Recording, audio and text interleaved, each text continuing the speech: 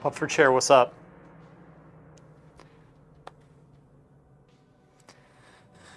Hmm.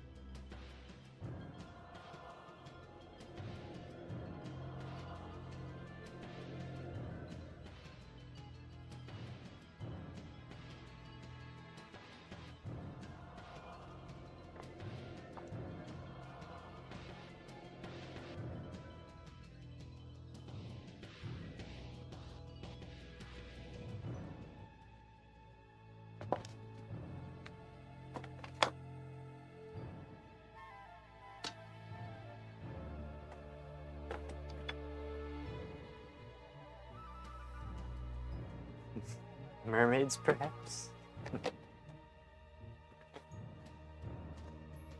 Psycho. I'll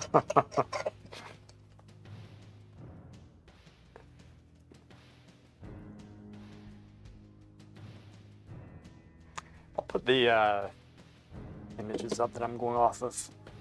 Actually, so y'all aren't as much in the dark this time. Images. Landscapes. Okay. Browse. Okay. Where are we going?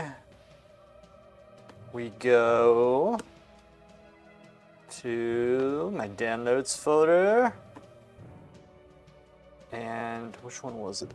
I'm using that one,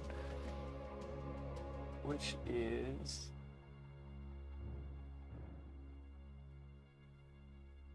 this. This is what I am. These are the ones that I'm kind of going off. I like the style in which it's done, but in the color. And yeah, it's pretty cool. Those are the ones. So, but it's not like how I want it done.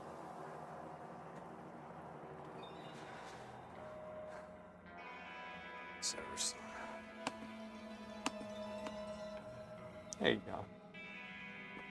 Something like that. It's pretty cool.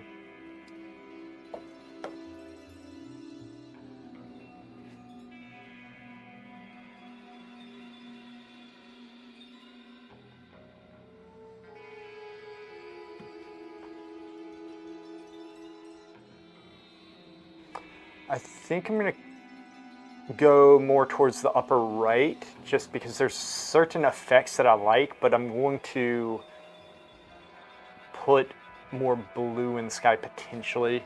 I don't think he wants it like cloudy like this guy, man. This is actually just great practice, just painting from these landscapes. It really is. It breaks you out of slumps if you're in one, which of course I'm never in a slump. Ever. Ever.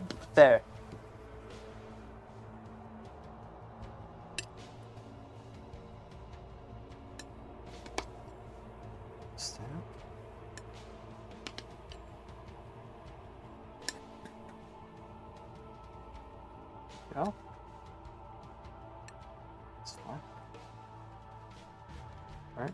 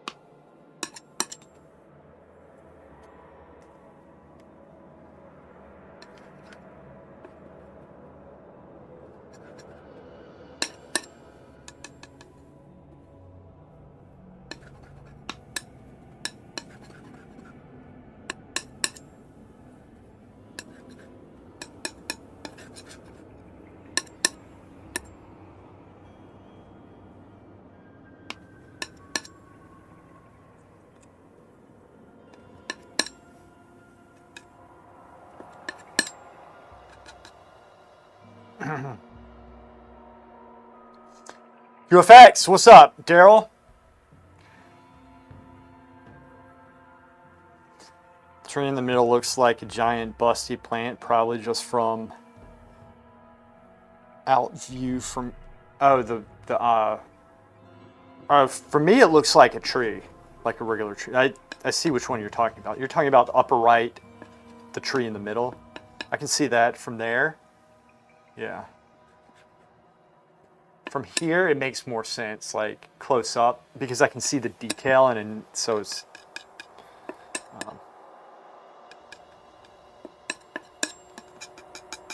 Yeah, like impression-wise, it's coming off a little bit different.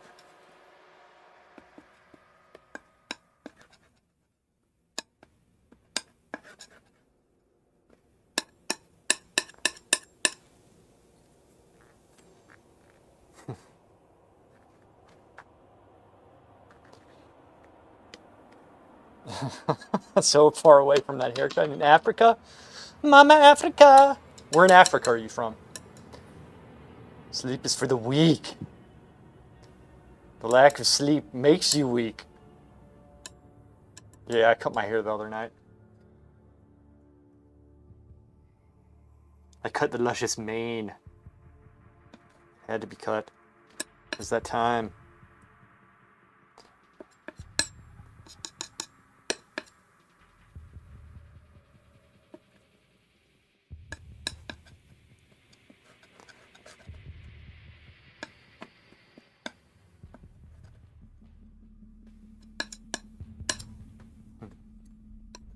The luscious mane.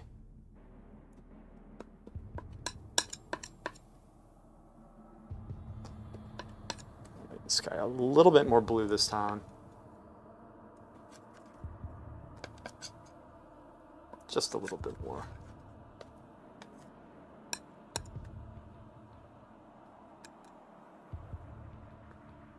That's it.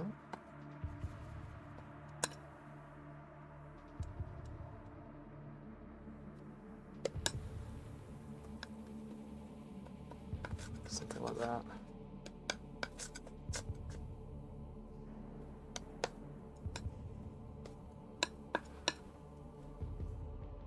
Yeah, my hair is gray now. It's gonna be, my prediction is in a year or two it's gonna be totally gray. Like, totally gray.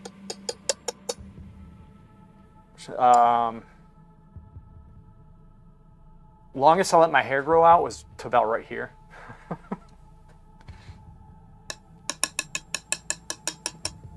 Let's see what else. Ah.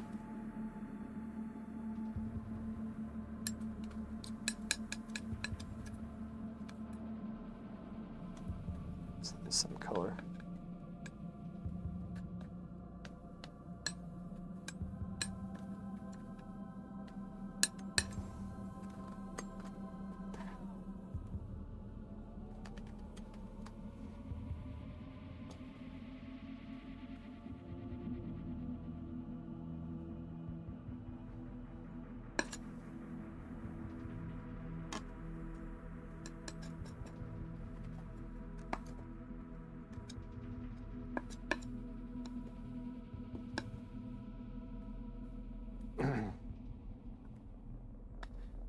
Um, 43 in the last year. My hair has gone from 10% gray to about 45. Yeah. It's weird.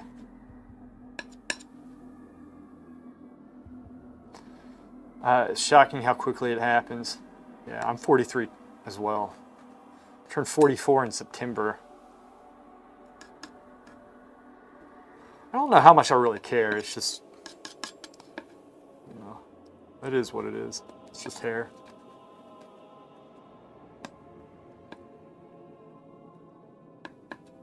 Life's short.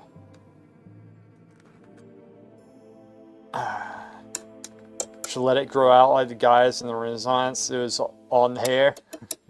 Shakuri, what's up? How's that MDF board holding out for you? You have shoulder length hair? Cool. He's bald. Uh,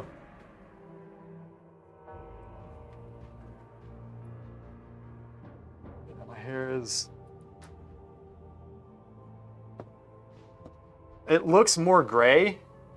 It does look more gray here, just because there's this light. There's that light right up there, which is like in the worst position ever, and to block it, it would cast this shadow over my board.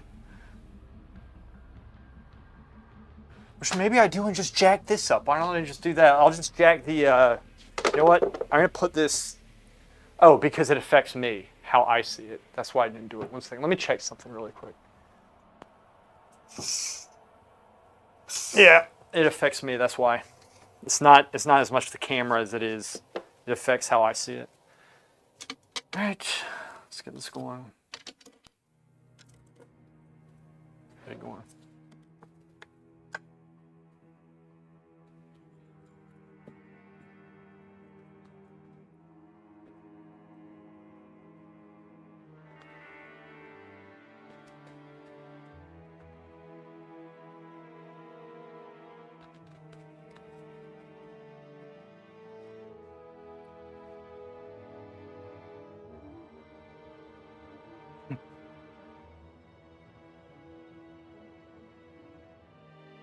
As a young gun, I had beautiful blonde hair, but that shit's long gone.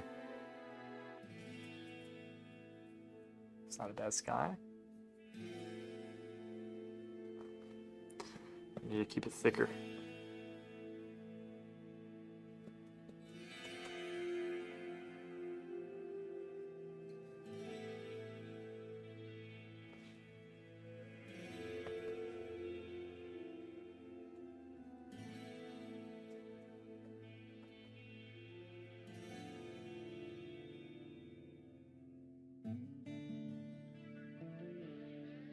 I'll put the clouds and stuff in around this. Something like that. Okay. Do that. And then go in with the white. But I'm gonna, let's do this. Just a little bit. I always use just a little bit of medium to start, just to get everything in the brush, like saturate the brush, but you don't want to go overboard with it.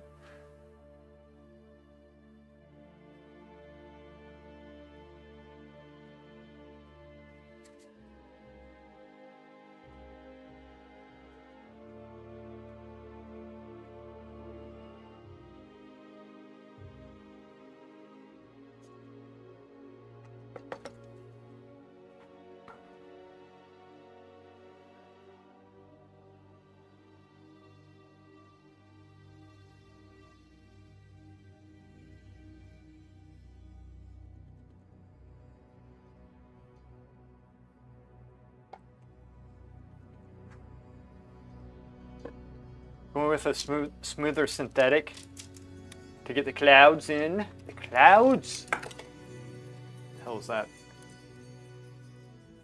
The clouds? How's that actually pronounced cloud? It's brown now.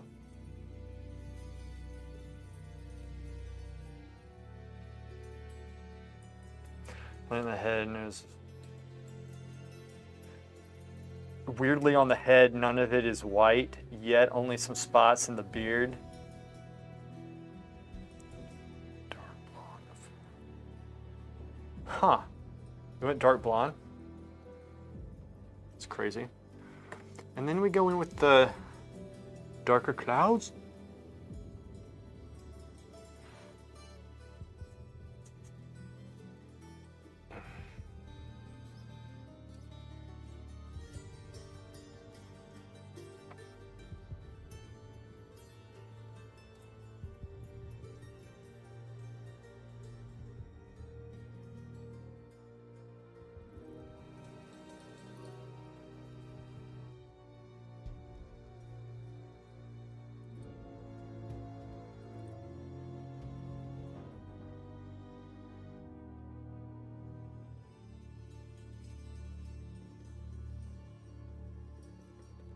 What's this?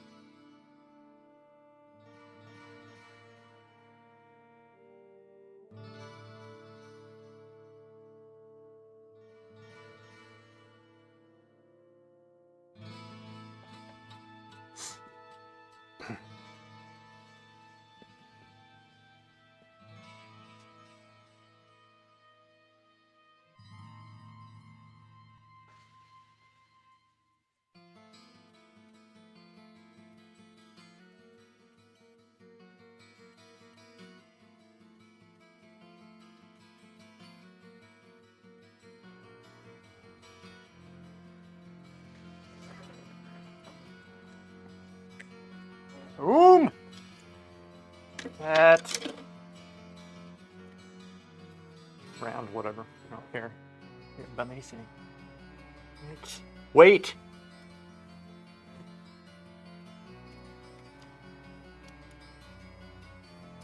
Whatever. Who's this?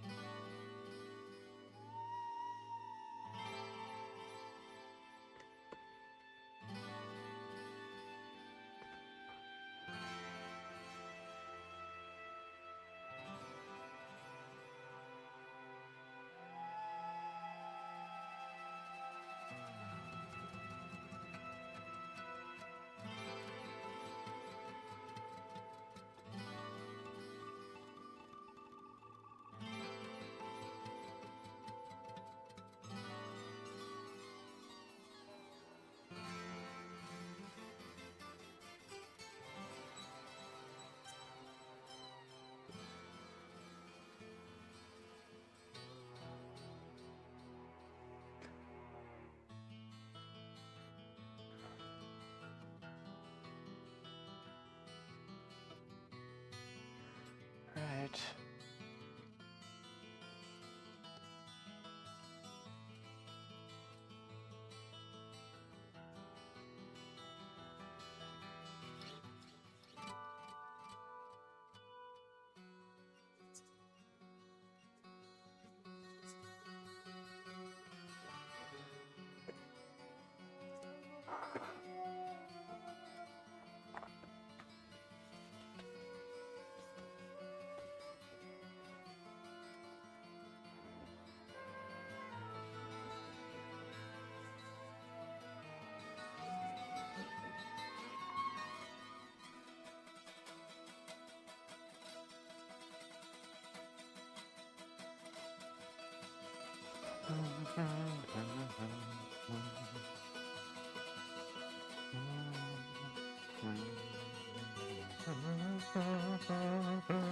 Science? Are we talking about science? For hair, but for a couple of $1 million, I had agreed to go bald. Crazy. Science. This looks like in the Shire or something. Exactly. Men go bald for free. Only payment is time or stupidity. You can burn your hair off. Most costly price of time.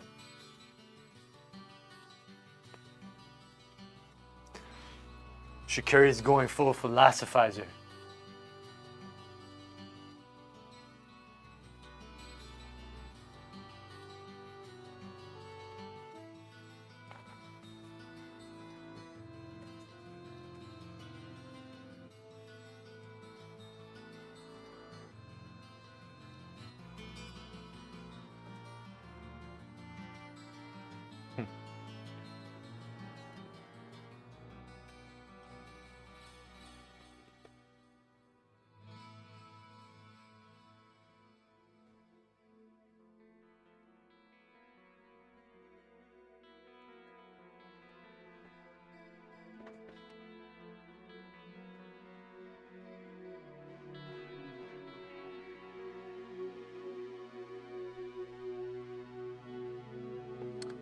Good, good, good, good.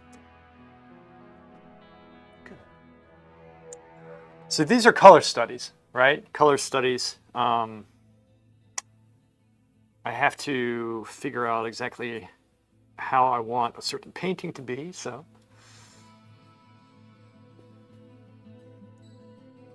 I am opting, if you will, to do color studies.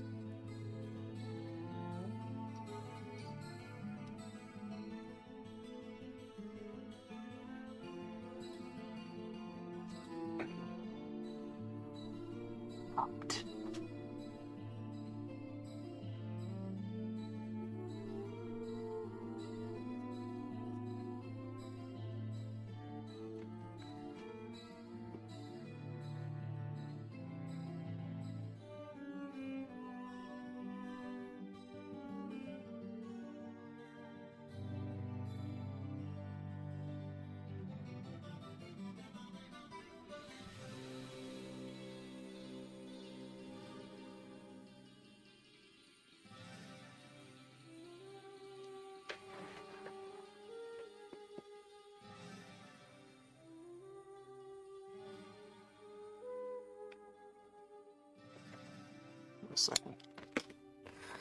Who the hell put this here? Brian. Every time, this is how I know Brian put this here. He does these little booger erasers. It was right next to it. This is mine now.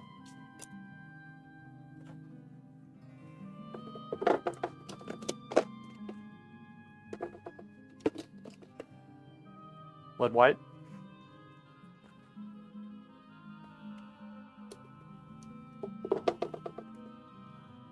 There's a lot of ways you can go bald.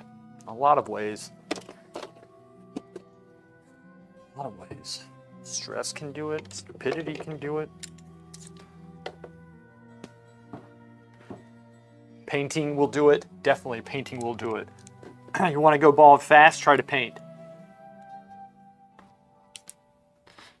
I say paint's so relaxing, so romantic. It's not. Screw it.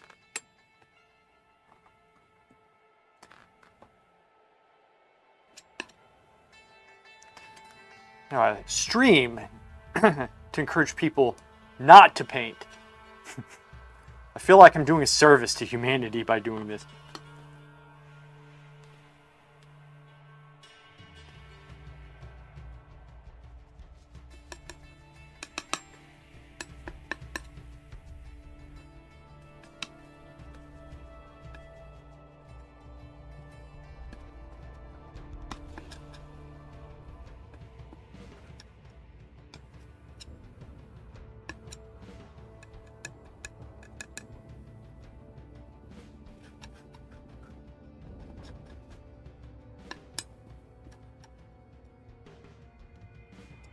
I just mixed another green, lighter green. Julietta! Missed you last night. You left me alone with Brian and Terry, who were making out in the corner the whole time, having a secret love affair in front of me, which was very uncomfortable. I had to model because our model couldn't make it last minute. Just PMO and cut your hair again. PMO. PMO. I don't know what that means. Doodles Earth. Some crazy talk. Starting fires for fun. Reading backwards. Jumping off things. Forgot. Yes, jumping off things will do it. Of course, men burn their hair off. The most costly price of all was time, she was talking about. For chair, I recall in boot camp when we were getting our head shaved, one guy had a spiky long hairdo, so of course the barber said, "Oh, you want to be special?" Made him look like a rooster. I like that guy. Was that you? Be honest. It was you, wasn't it? The rooster. You got roostered? Some solid smut today. I digitaled some solid smut today. It was a good day. I'm sure you'll make Shuttery Mia proud. Yesterday I accidentally ran into a Twitch streamer oil painting. Let's just say she could have been drawing stick figures and guys in there would not leave. Pissed me off? Okay, got it. Juliet had said that. Okay, if you want to piss me off, okay, let me reread. Don't piss me off and cut your hair again. You like it long? Look, my head needs to breathe. I had to cut off the luscious mane. School started back. I was so tired. I'll be there next week. Brian and Terry are always making out. Nothing new. Good, I'm glad you're coming back. Can't say everybody's happy, but since I'm your advocate, I can say that. Pretty happy about that.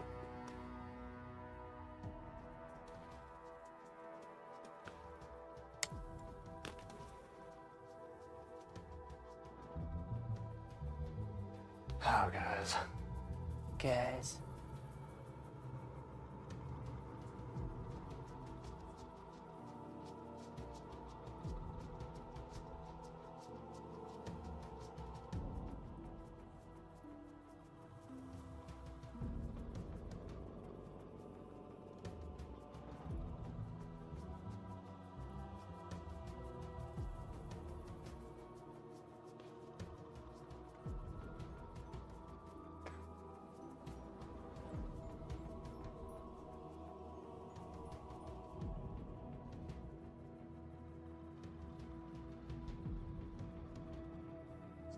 painting around here. Rocks would be kind of around here. This is kind of greenish there. A bit more green. Roughly something like that. Okay. We'll have colors here. Colors. If you cut it off again, it will grow back. I'm okay with that. I can't tell Brian and Terry apart. Don't know the struggle. That's because, like me, you identify people with their ass. And their ass, most of the time, is off stream.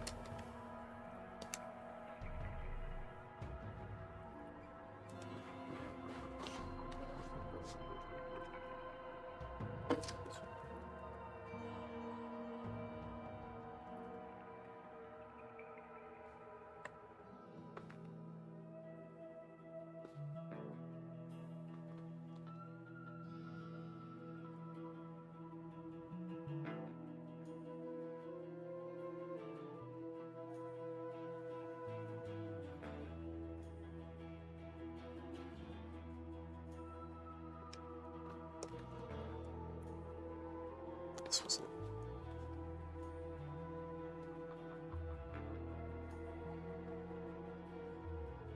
Alright, I need a playlist. We have the same music taste. Terry is looking more sober these last days because he's not drinking as much. He only had one beer last night.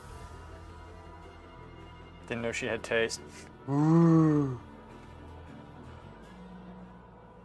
Things are getting real.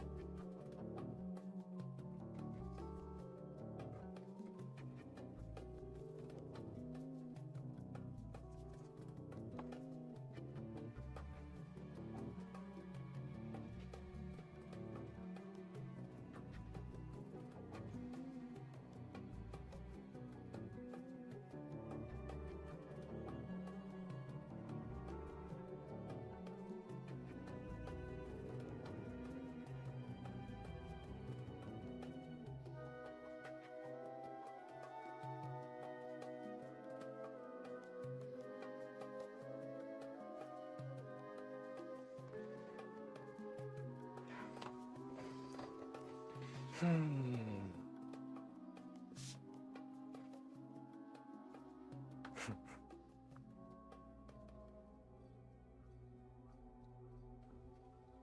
need all those Rosemary and Company brushes. Buffer chair. Thanks. Don't you have a soul? What did he say? Can't you watch a video or something? Oh, instead of going to the concert. Killer Pod, what's up? Well, well. It's not the best camper I've ever laid eyes on. Damn you, I don't know who you are. Still think it's either Oak or Gears. It's Goka. I watched live stuff. The quality is. Live American Europe. Sure. Catching up with chat. Almost done. Play back.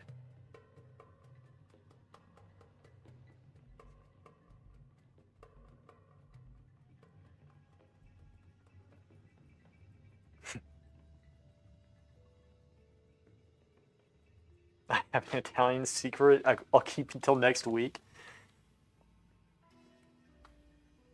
Goka. Goka. I assume you're Warcraft. Zerx and I played Renner last night, and some other guy one guy was a 20-time rank 1. 20-time rank 1. Renner's like 10 or something. Needless to say, we got our assholes reversed. 600 rating. Killer Pod is the orphan they fan camping.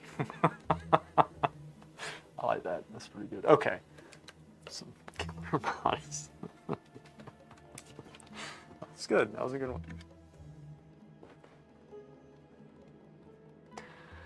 All right.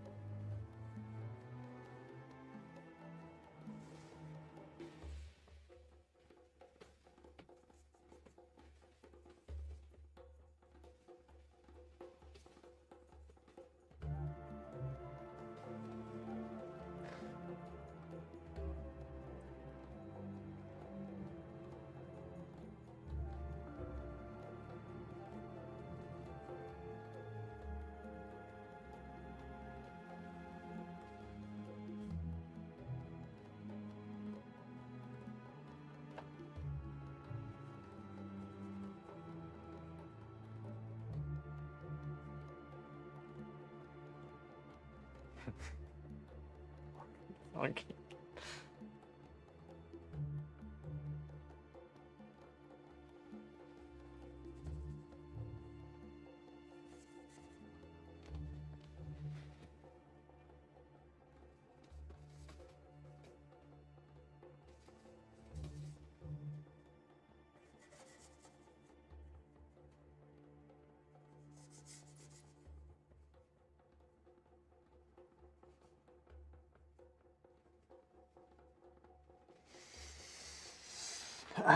Come to Italy, dude. We can feed you for some time. Bear Q. I would love to go back to Italy. I really would love to go back.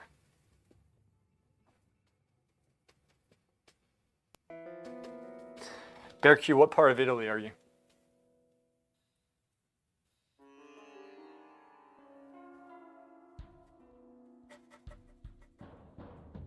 And an Italian offers to feed you. You take that serious because they are the best cooks. A hot chick would be cool. Yellow Brick Road would be cool. A hot chick would be cool. Come to Italy. I mean,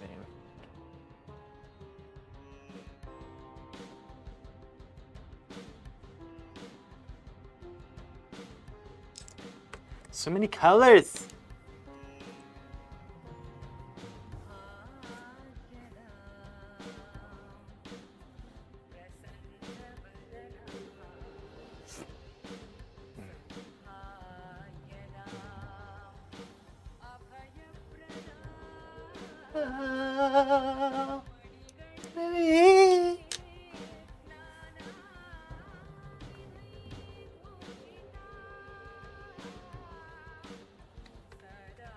South. It's always hot. That Hansel.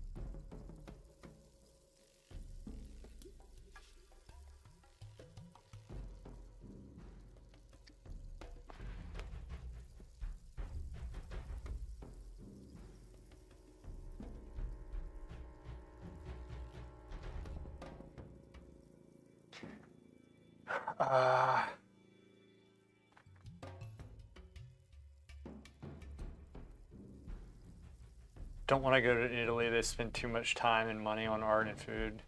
I was watching a video of a guy painting a self-portrait that was around life size, and he was using a linen that was herringbone, so basically interwoven. Do you find a difference in terms of what linen you use as in spending amounts of cash to have that quality? I'm still in the drawing phase, so painting to me is unknown, just trying to learn ahead. For me, sometimes that makes a difference when you're, obviously when you're beginning, you just learn the fundamentals and learn to draw on the bad stuff, blah, blah, blah. It's not as important. Going forward, yeah, for me, it's different qualities. It's like the tooth of the linen matters, but also the longevity of it. I oftentimes prefer, if I'm going to paint on linen, I want it to be thick because I think it's going to last longer.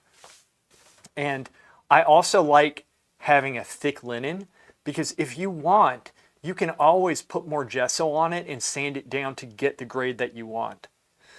If you have a thinner, smoother linen, and some people prefer that, which is absolutely fine because you can get that detail, it's harder to get that texture. So I always prefer the thicker linens. Fredericks, I would get Fredericks. I don't even have any right now because I'm painting on boards.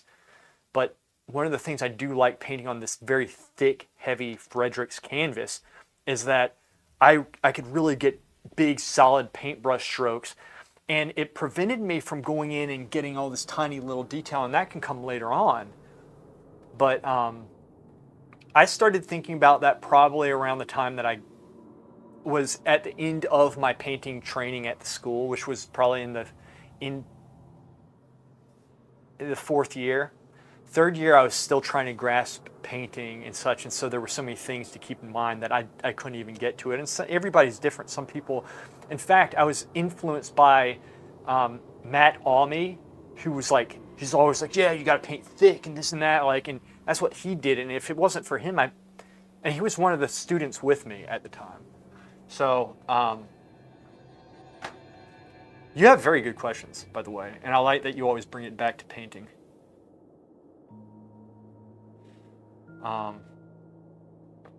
So does that make sense to you? I prefer the thicker linen canvases and such. So let me make sure I didn't miss anything else that you said I was watching.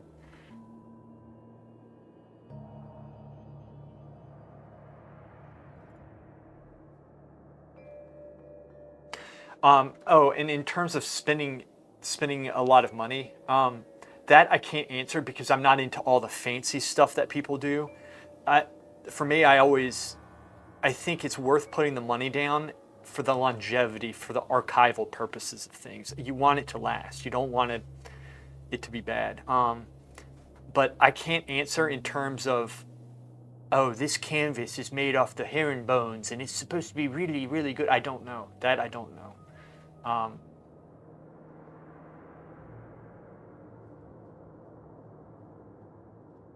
don't know. Yeah. But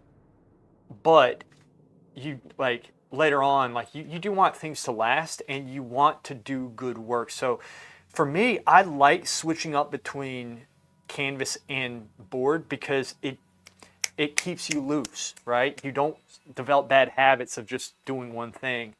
So it's good to switch it up.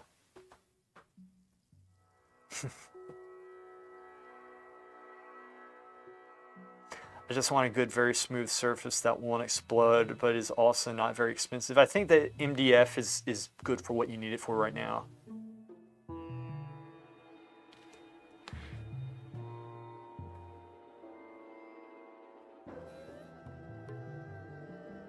So guys, what I'm doing, I'm laying the paint down, obviously, right now, and I'm gonna get a little bit more fine with it in a second. But just for now, I just need to kind of get this down.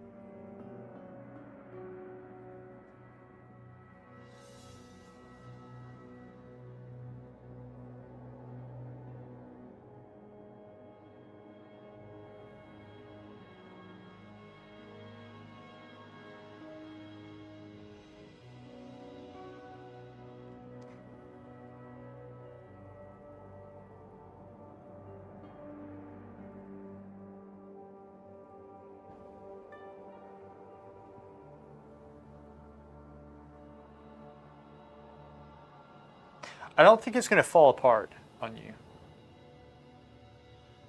I actually think it's a viable method of you know, I really do think it's gonna be okay. It's easy for me to say. I'm like, try it. I'm like, I want to see what happens. We'll use her as a guinea pig.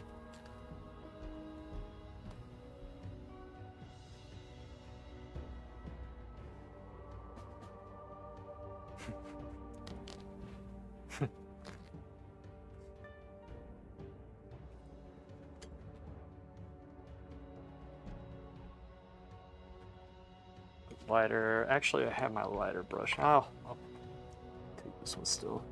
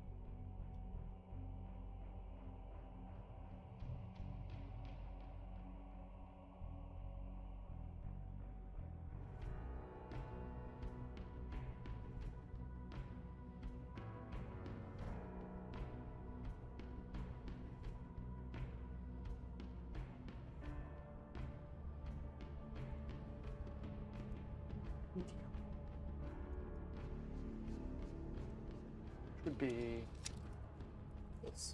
Perfect.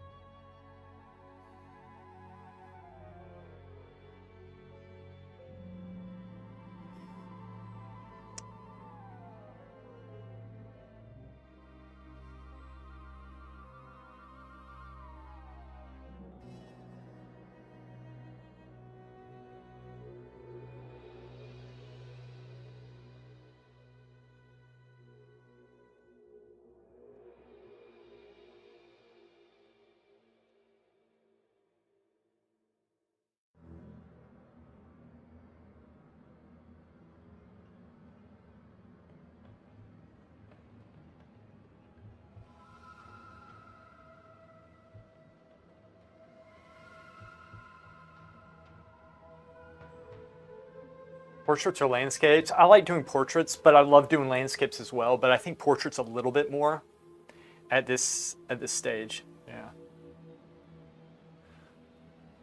But right now I'm more in a landscape mood. So let's bring this piece down.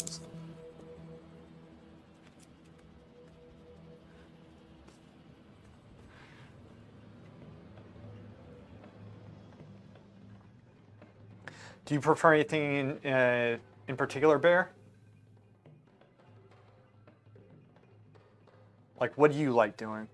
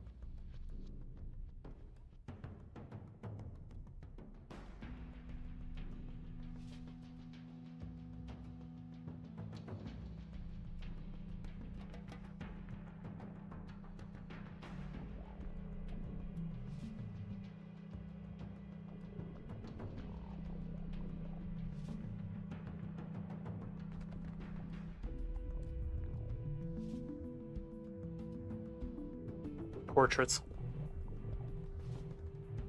Yeah, I can see that. Definitely. I mean, that's why I think figure painting and portraits and all that stuff are the best things for learning, right? With landscapes, you can be so loose with it, and it's easier to compromise with the drawing. And so when you're first learning, you can go overboard with that, not learn the disciplines that you need. You can get cool effects, but to actually observe reality, portraits, it's so obvious when something's off with it. It's probably one of the best ways to learn portraits and nude figure.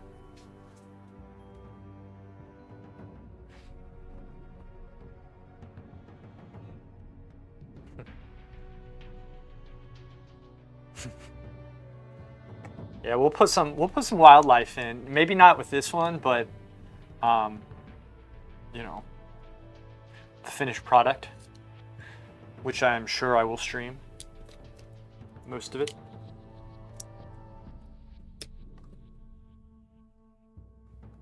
Yeah.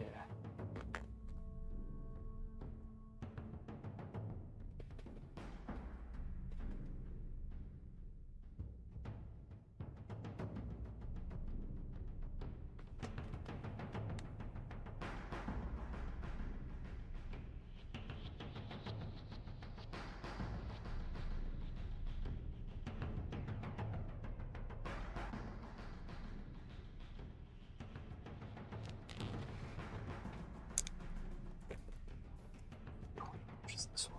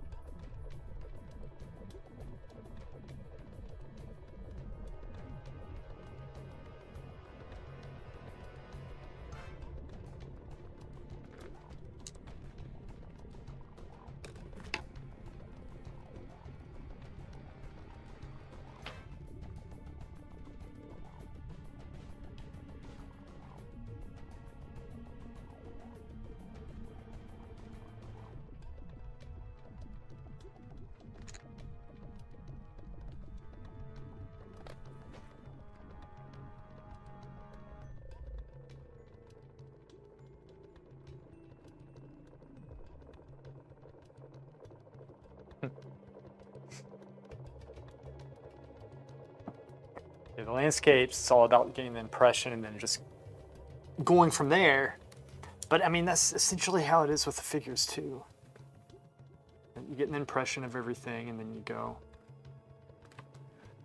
from there. Okay.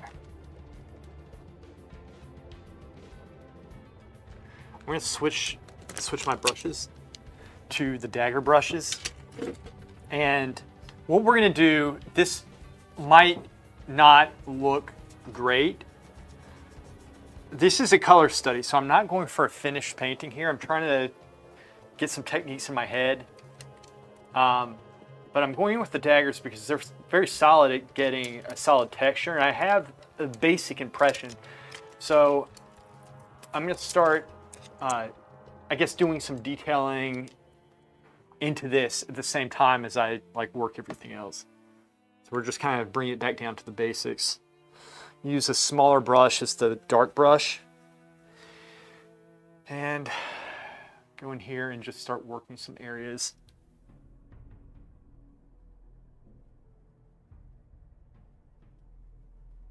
Still get some pretty good effects with it.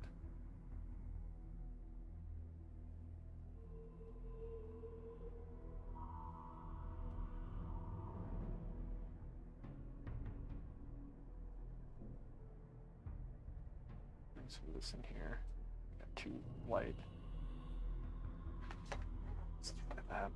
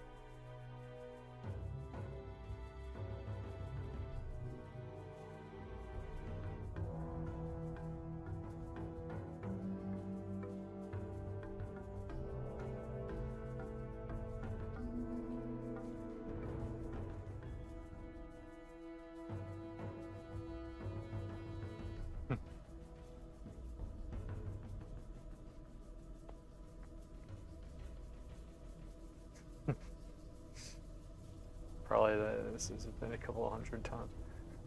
You paint landscapes mainly with just the palette knife. When you need to take it out, thick impasto, it's quite a rewarding process, but tubes empty a lot quicker that way. I love that type of painting. I love that type of painting. Yeah, it's pretty cool.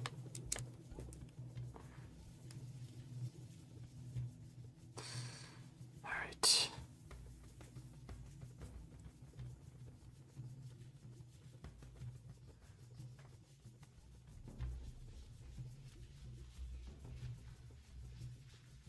Here's, oh, you know what I forgot is the blue. I forgot the blue. Which I'm about to rectify this.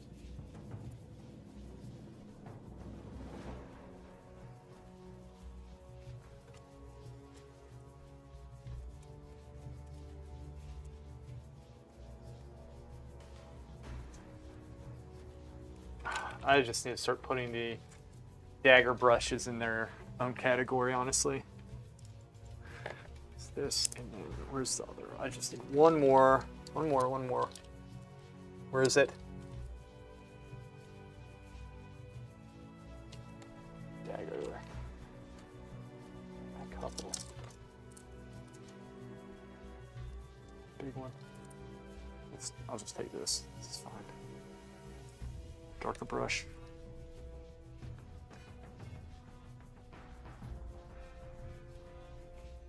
Mix it with a little bit of green. All right.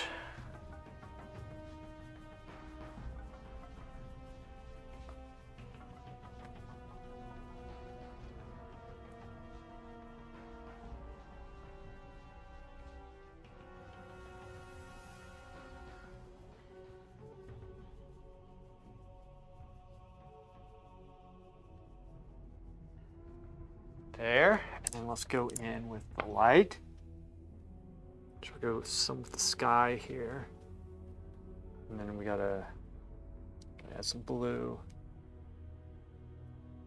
Something like that. Add just a touch. There we go. Cobalt blue and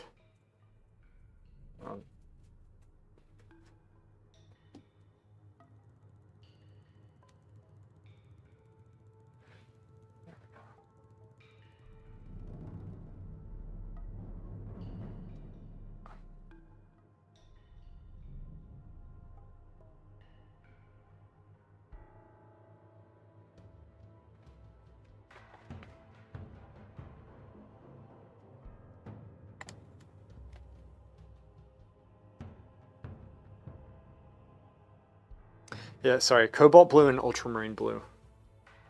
That's what I'm going in with this. Or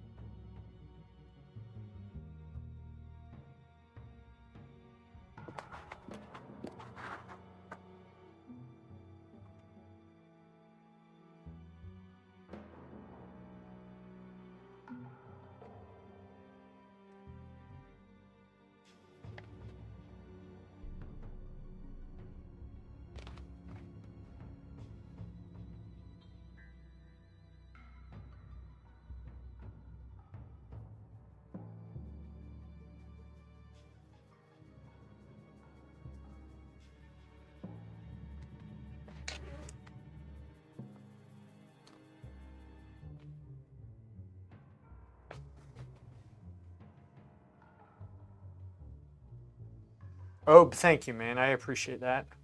Or woman.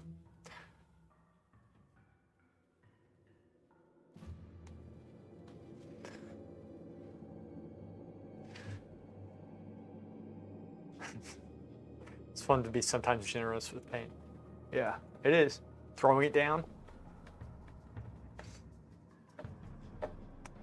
It's nice to see a painting that has a solid impression, all the beautiful colors, the drawing is correct, but the paint application is thick where it needs to be, and it's like really thick.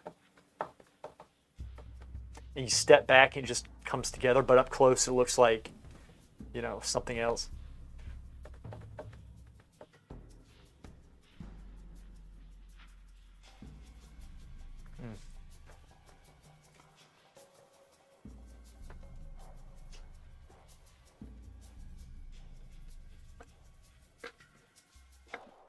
Let's do this.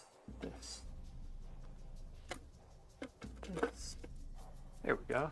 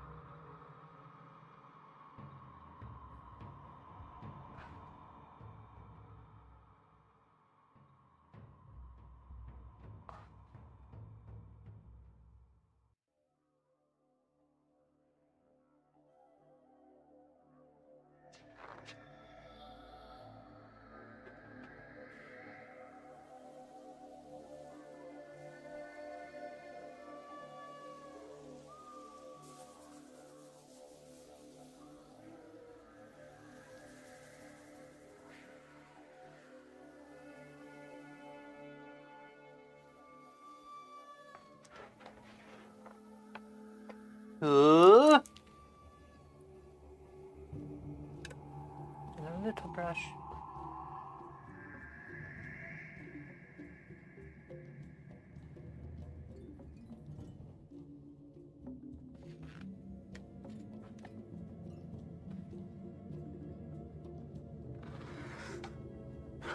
Excuse me.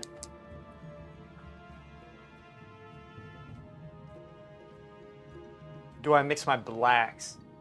Like, what do you mean? Do I mix my? Do I grind my blacks? Do I make my blacks? Like this has some black in it. If that's what you're asking, I mix some black into this. You can go without black in a landscape, obviously, but this has some black. Black and cadmium yellow is my darkest green. And then also black and Indian red is my warm. So like for the tree, eventually I haven't done it yet. I marked that, but that would be something that would have it in it. But I would probably bring the value up some, being that's in the background.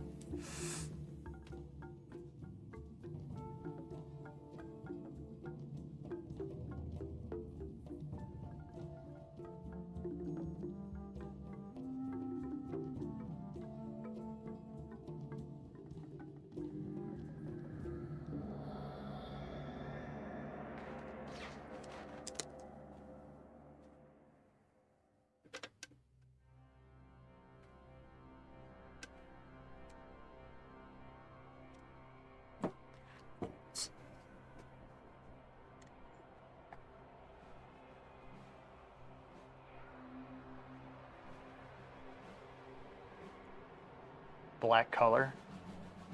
I don't grind my black, no. I used to. Actually, I do have one that I did grind.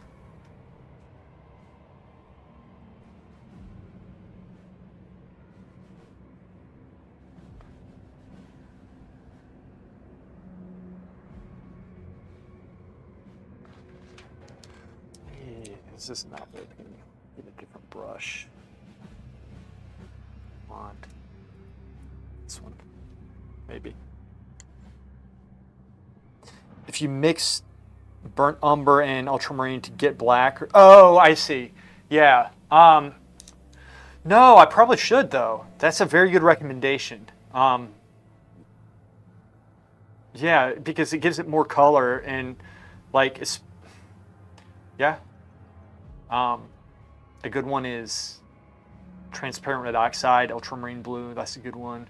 Sometimes I would mix ultramarine blue and some alizarin crimson, but that's more of a deep purple.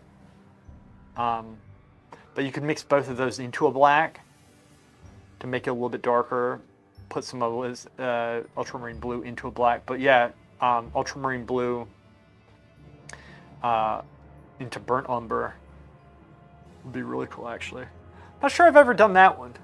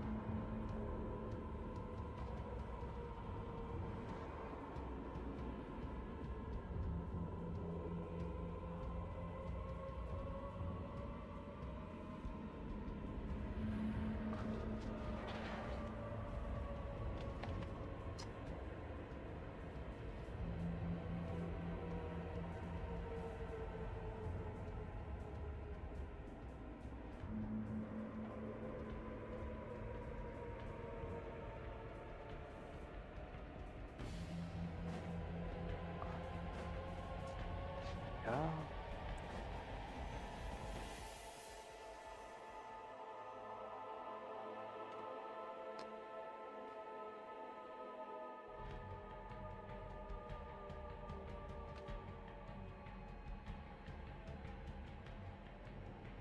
Of course, it needs more drama.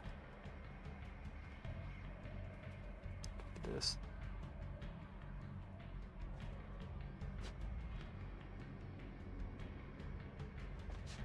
Nope. Yeah. Yellow, ochre, and black make an interesting green. But I always do burnt umber and ultramarine thing. In practicing limited palette skin tones. That's one of the best things that you can do. But for Cher, I have to say I'm very pleased with you. Like, the exercises that you're choosing to do are really beneficial for you. I've told you this before. I'm very pleased. It's really good seeing your work. It really is.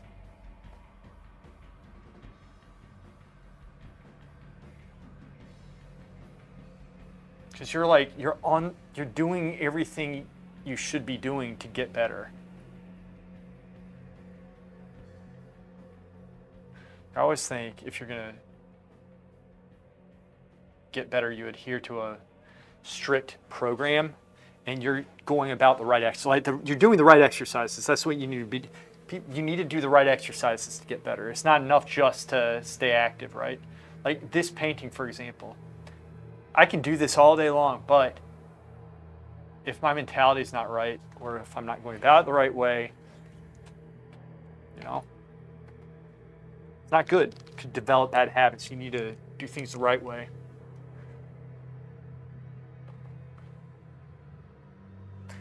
This is bragging about her kids going to college. Too bad she doesn't teach them to mind their own grandmothers.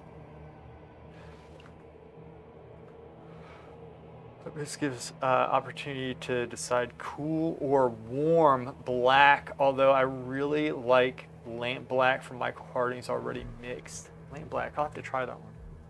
So you're saying that you like the burnt umber ultramarine blue mix because you can, if you want it a warmer black, you just add a little bit more raw umber into it. And if you want cooler, you just do more ultramarine blue. I can see that. I think, like I said, another good one, aside from raw umber, is transparent red oxide. That's a very good one.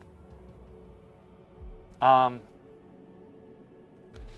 me see if I have some, because I want to do a quick experiment. I think I do have some. Just give me 1 minute to find it in here.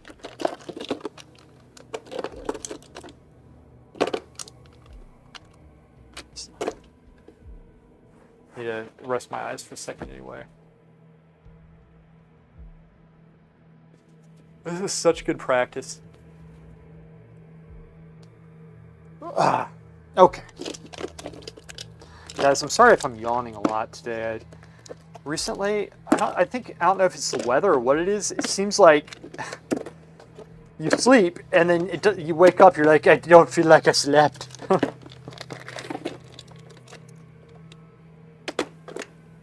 That's not it. Where are you? Where are you?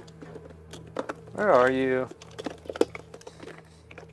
This is alizarin crimson. It's a good alizarin crimson. Right. What is this? I'll put that there. Why not have it in here?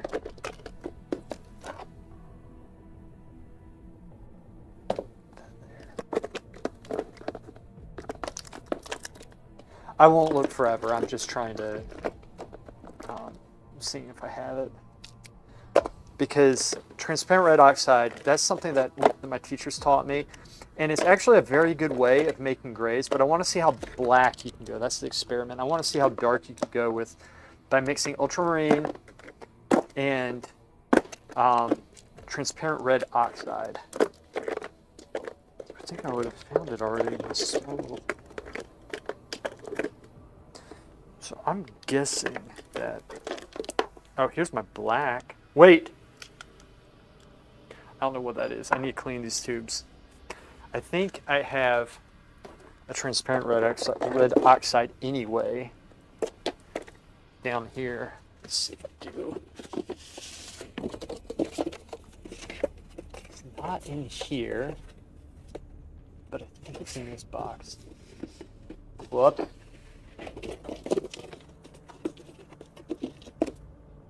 Yes. So, oh, I just knocked everything around, didn't I? That's easy. We'll just do this. Womp. Here we go. And this. Is this sideways now? Did I knock it sideways? Whatever. Okay. Transparent red oxide. I'm going to do a little test experiment. Okay, just a little bit. Put this one there. So I can forget that I put it there and then spend 20 minutes on stream trying to find it in here next time. all for the content. And I will show you all the experiment. Okay, let's see how this goes.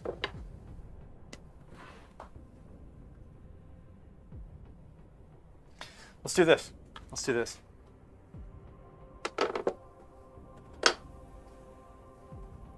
Do a little switcheroo. Where is it?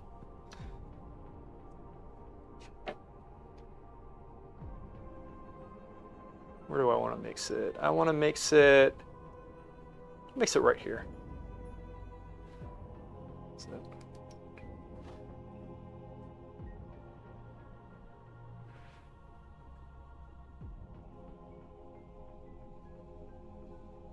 Okay, so there are my blacks right there.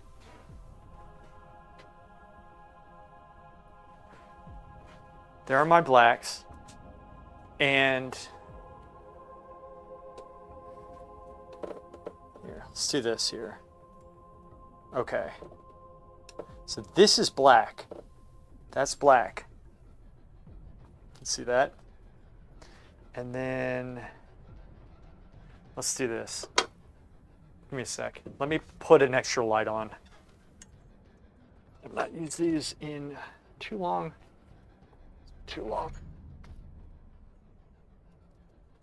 Give me a second. I'll get more light on that because it's all about the lighting. Just want you guys to see this. Okay. That's solid. Let me see if we can see a difference. I'll explain what's going on here. Okay. So this is with the red. I don't know if y'all can see any red in here. This is black and Indian red. This is black and cadmium yellow. So that's my green. This is actual ivory black. Okay. And then what we have here, I'm going to take some, this is ultramarine blue, and we'll put it right, let's see, is that in the shot? Not really. So I'm going to take a little bit more, put it right there. That's the ultramarine blue. We're going to take some right there. And then we have, this is, a second.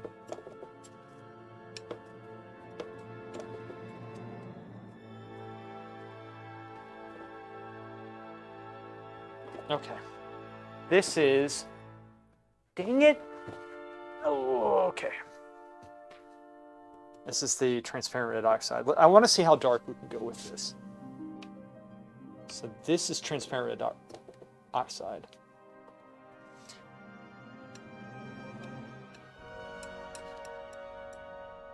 Okay, so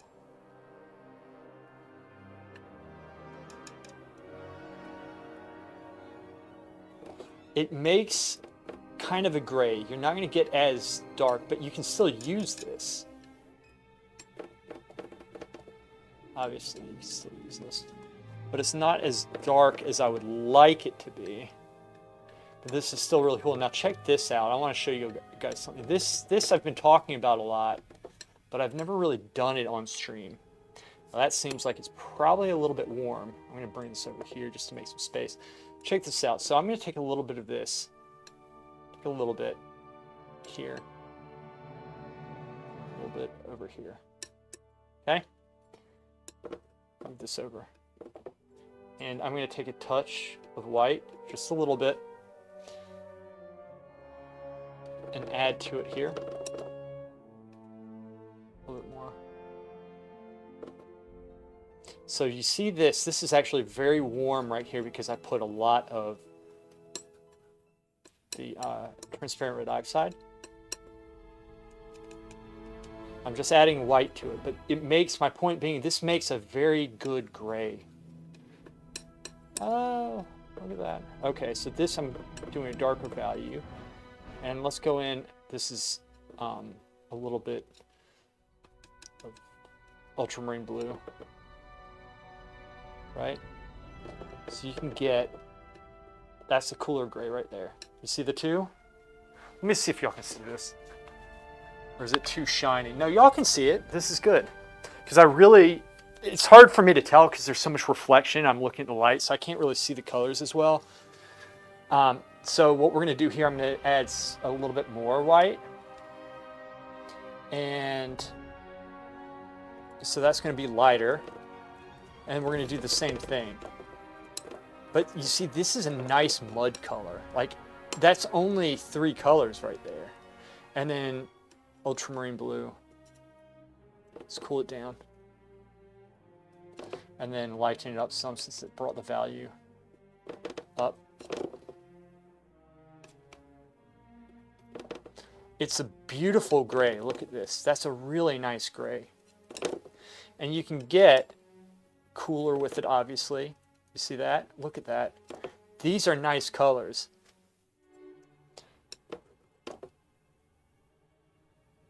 Look at that. That is very good looking. Look at that right there. And then we have this, which I'm going to bring this over here. And let's make it even lighter. Something like that. Wait a second. Damn it! That wasn't it. That was actually another color I was using, but that works because I needed more. But you get the idea. That's the gray, but it does not get as dark. Let's see. That's the dark that I had. Let me add a little bit more alizarin. I'm sorry, ultramarine blue in it, which is going to darken it some. So you technically could use this as a black. It's just not going to get as dark because that value is a little bit higher. But you can get close. So this is ultramarine blue and transparent red oxide. And transparent red oxide is transparent. It is. You can tell. Which is nice. And so you put black right next to it. And there's going to be a difference. But it's close. Look at that. That's a pretty close difference. Let me see how it looks on camera. I don't know if y'all can see that, but it is very close. But these are beautiful values right here. It's like a much more vibrant, warm, like a much more vibrant gray, which, to be honest with you, I should be using that in this. So that's my little experiment. If you guys appreciated that.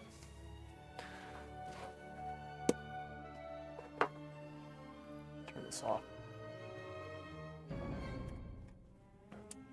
Here we go. Let me switch this back.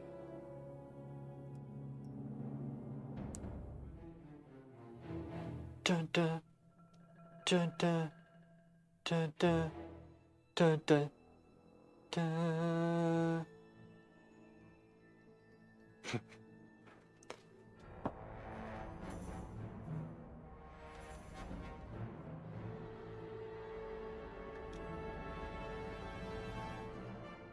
There we go. All right.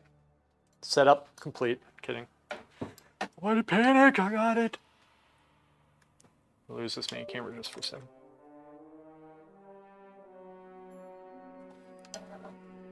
Sorry, I haven't been reading chat.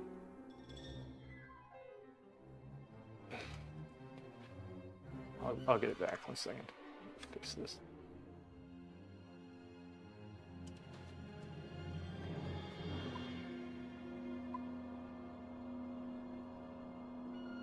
There you go. Oh, okay.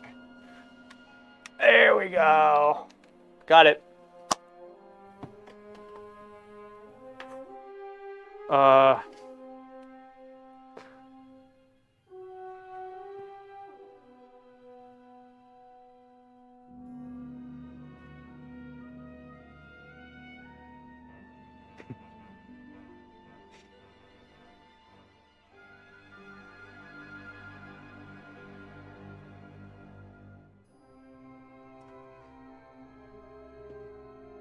You have some Venetian red from Harding's red oxide. Good. It's good to experiment with this stuff. And different companies' oil paint does different things. You know who's very good at this is Jeff from our stream.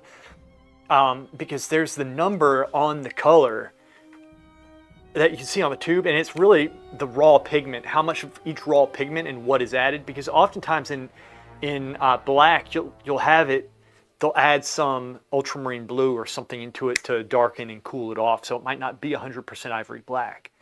And you'll have a number on there. That's why, and it depends on how many times it was ground, what it was ground with, how much actual physical pigment is in it, not just type of pigment, but so there's a lot of variance or variables in it. Have black, right? In nature,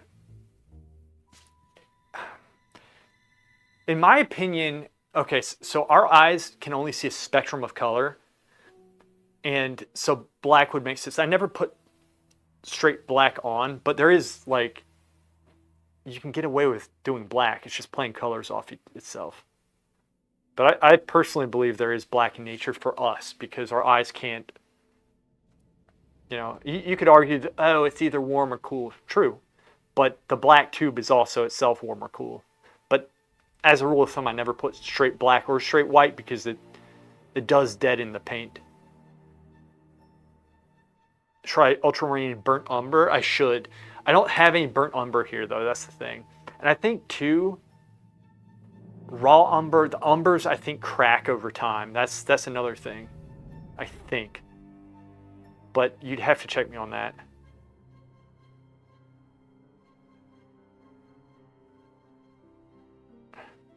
So I have the wrist action that Lewis has. He's exercised those wrists. I'm liking the old Holland paints. Sfumato. Yeah.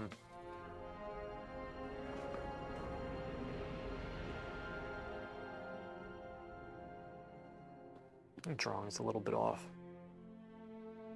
What brown do I use? I mix mine in brown.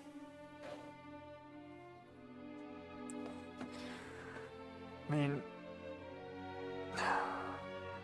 look, you can make things more transparent by adding medium to it, slowly glazing it on, building the paint up. You can get a wide range of colors just using the very basic colors. A lot of people think you need all the colors of the rainbow to get a color, but you don't. And that's why using a limited palette will teach you how far you can push. How? Do you want me to show you? Is it time for a mixing lesson? We have 5 people on right now, so I can easily do that. I might call it with this one for today. So let me give you a mixing lesson. Now I'm gonna start cleaning the paints up. I'm pretty tired right now. I'll put my palette up. Give me a second. Well, I'll pick this back up later. It's actually, because I've gotten what I need out of it. And see, the beauty of these things, these are like, again, color studies, it depends on what you want to achieve with them, right?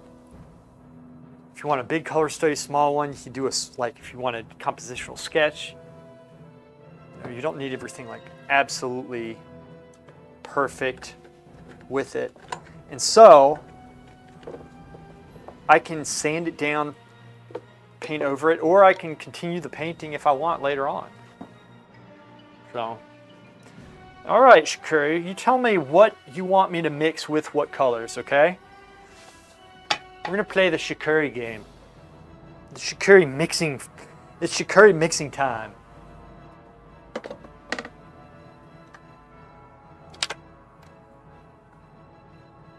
I'll fix this. Try and get some light on this board.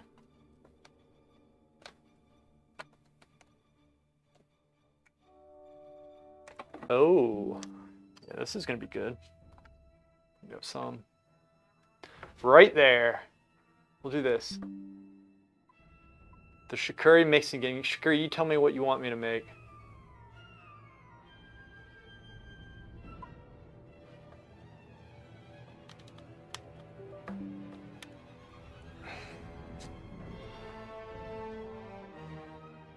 Look at this beautiful palette. I'll have to stand to the side a little bit, but now you can really see these colors better, I think.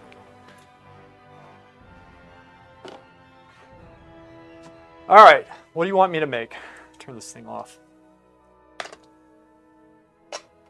mix a raw umber.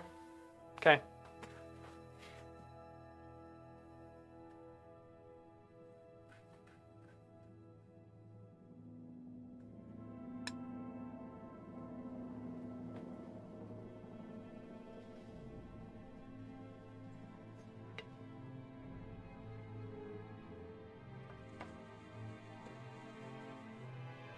Like no place to mix.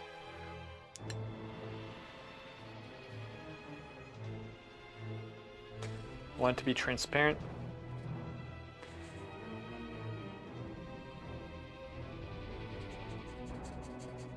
We're gonna get as close as we can. That's the thing. As close as we can with this stuff.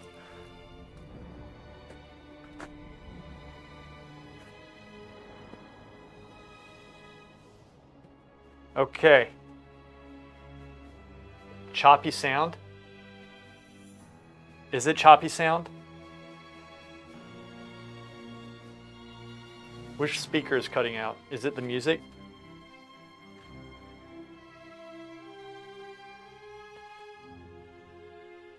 Do you want me to turn the music off? Check the speaker wire.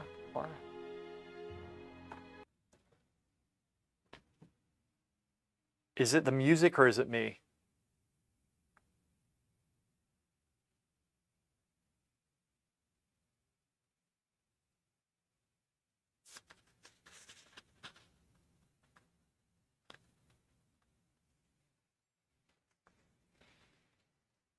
Tell me what it is and we'll get started. Can't hear. You can't hear the music. I turned the music off just now. Do you want it back on?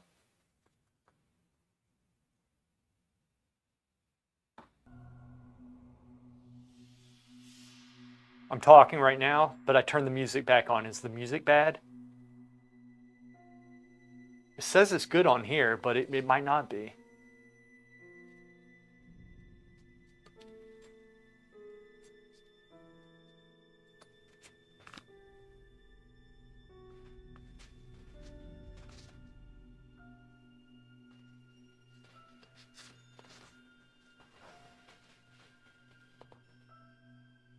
Probably is.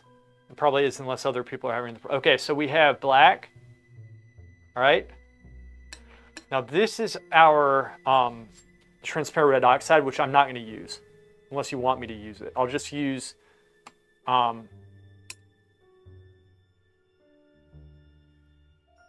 okay, gotcha. Okay, the stream might have cut off. This is black. I'm going to use just a little bit of Indian red. Right?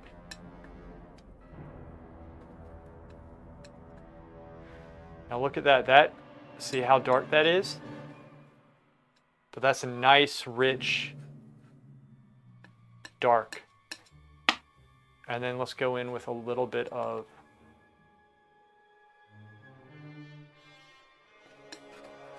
yellow, just a little. Mix that in.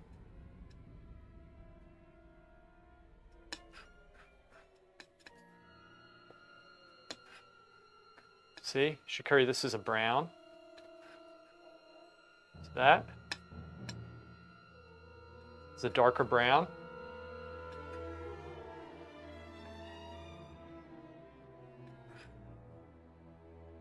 Want it more red? Let's go in here with a little bit of that. It's a little bit more red. A little bit more red. That's a warmer brown. It's 3 colors right here. Now, raw umber has less red.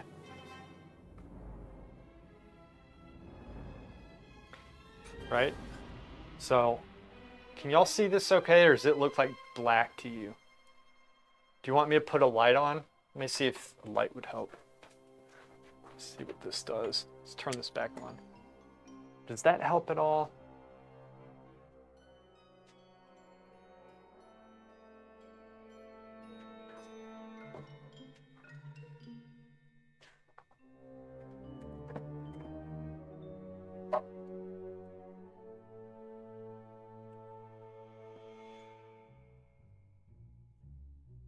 Okay. Does this help or does it make it worse? I don't know. For the dark, I'm trying to get the dark looking good. There we go. That's, y'all can see that a little bit better, right? Okay. So we got that, and then if I want to obviously make it lighter and less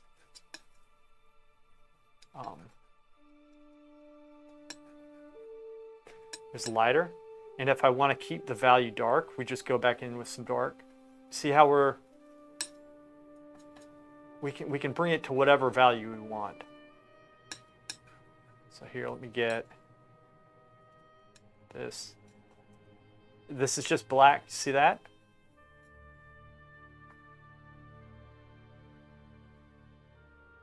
Good. So there's some, that's like probably more raw umber. This is more, burnt sienna would have more red, but I don't know. It's kind of between the two. Darken it. We can keep on going with it. But this is how I get my browns, right? That's why I have the orange at the top. So what's happening here, obviously with the light, it's compressing the values in the light here, but you can see the dark better. That's why. So if I don't want, if we want to go up and really see the color up here, I'll take the thing off. But anyway, that's how you get brown. And this is only 3 colors: black, yellow, and red. There's no, there's no white. Oh, you know what? Oh wait, yeah, that's the ultramarine blue. Okay, so anyway, so this again is black right here. See that? And I can get a darker value with this too. Let's just go in with a little bit of, this is orange, right? Just a little bit. Come in here. It goes a long way, but you see, that's orange. And look at that. That's a very dark brown. And I can make it darker. See what you do here? If you want to warm it up, you can. And I haven't even touched on, like if I put alizarin crimson in, it would make it very deep, right? But this is how we get the browns. Get it lighter. Let's go up. Let's take a little bit here. Makes the secondary. This is going to be pretty light.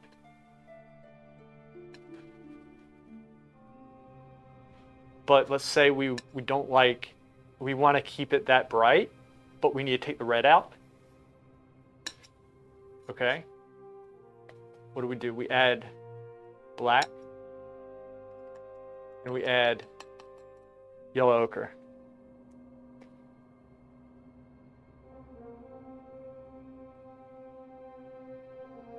Yeah, it probably does dry like this. I probably put too much yellow in it just now, but actually no, that was pretty good because I'm trying to make a lighter color. You see that? Here, I'll try to do one even more. Like that looks pretty good. So I'm mixing with the back of the palette knife, this side, so you can press it flat. A lot of people mix with this top part, but it starts gunking up at the top.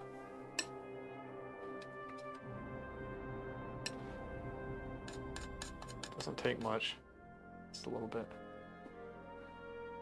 See? This is more green. Take that piece.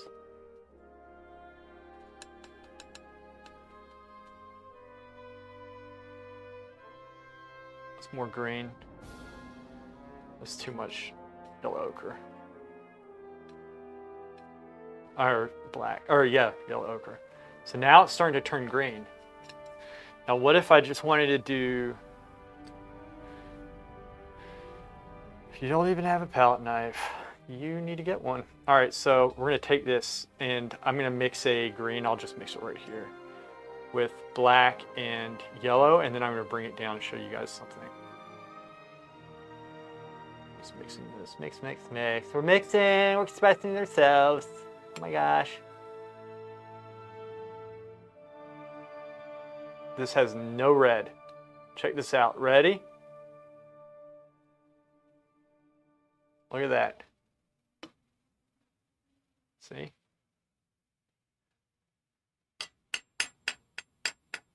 Cool, huh? So again, and if we place this, it's like I grayed that, or I greened that out a bit, but when I put this to here, now that looks red, doesn't it?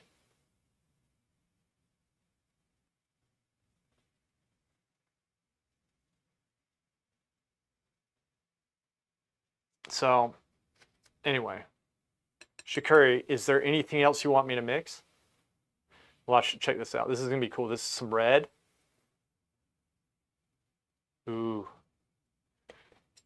Bring it there. If you want it warmer, obviously. I mean, this is, you know, this is how you do it. This is how you go about it. Let's get warmer as we go up. There.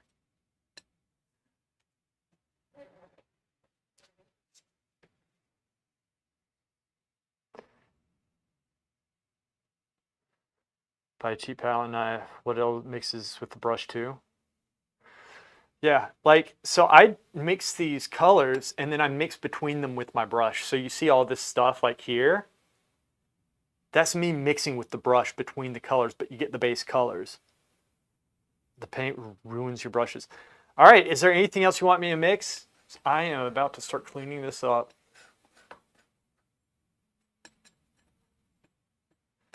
But this is a solid brown. So you have the darker red and then a lighter greener brown, but they're both kind of within the range. Right. Anyway, so that's it. Let me take the light off. I don't know if that'll make a difference for y'all. You can see the dark colors better with that light on. You take it off, it's kind of like this area gets dark, but you can see the lights better up there. Now this is how it normally is, but even so, there's like, the lighting's a little bit uneven. There's more light coming on like this side of the painting. Bright purple, okay. Let's do a bright purple. Bright purple is actually very hard. A bright purple. If I was to do a bright purple, I would be using, you know what?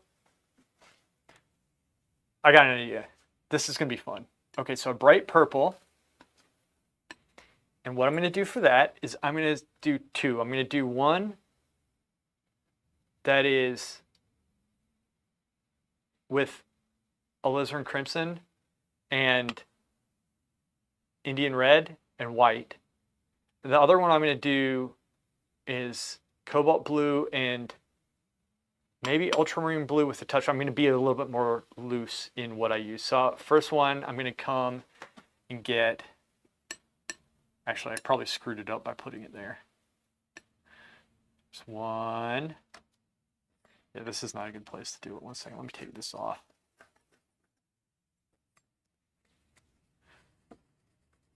It's because the green would kill it. This should be okay right there. Okay, we're gonna do it right here. That's gonna be where we're gonna mix. Happy mixing time. Everybody's having fun.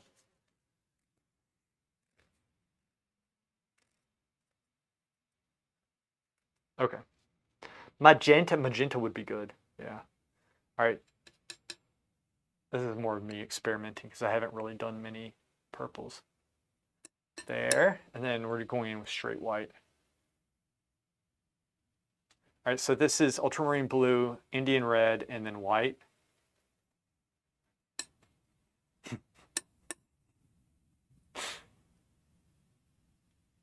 And there we go, we got it. Kidding. Not done. Relax.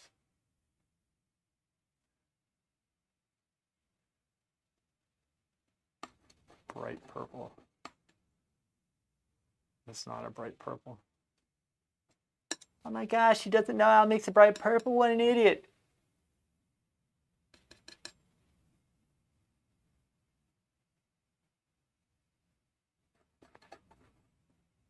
Yeah. Okay.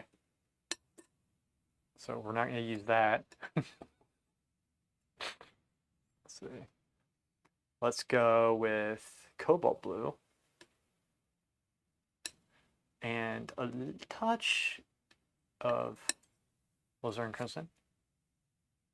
I think I'll probably, I could, like, what would be good is cadmium red, I think would be very good. Magenta would be good too. Ooh, here we go. Here we go.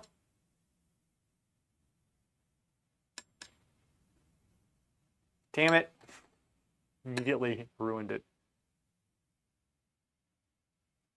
Working with such small, okay, that's it right there. That's what I want. So that's a much better purple. And then we come in with some white. So drippy. There we go. Look at this. Woo! Woo! That is a good looking purple. I like that. And check this out. We can also do this. We can also warm it up just a little bit where we need to right there. That's a little bit more pungent. Look at that. You like that? How's that? That looks pretty good. Magenta. Want me to try magenta? Might as well use it.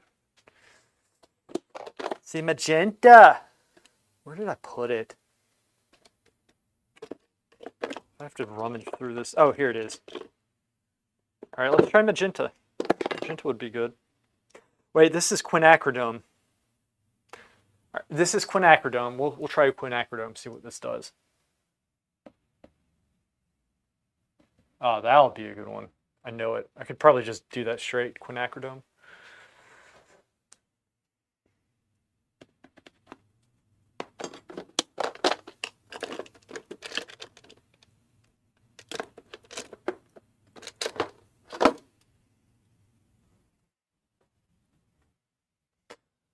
All right.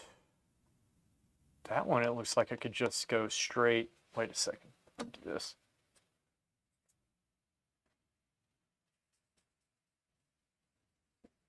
Oh, I think I just got paint all over my hands. That's fine.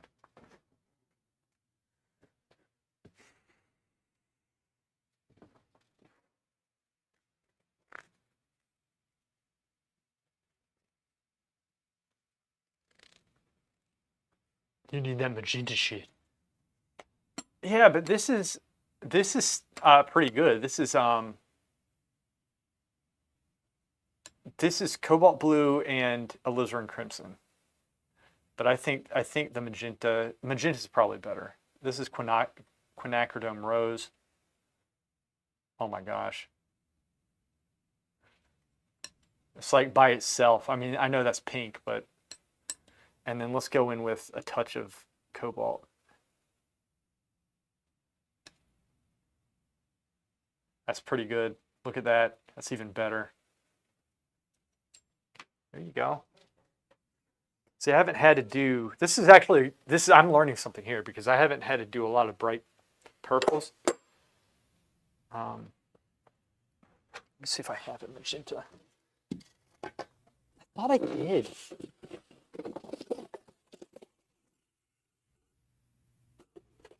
Oh, this has to be a magenta.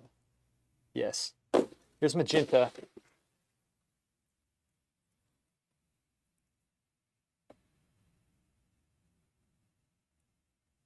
Come on. It's leaking everywhere.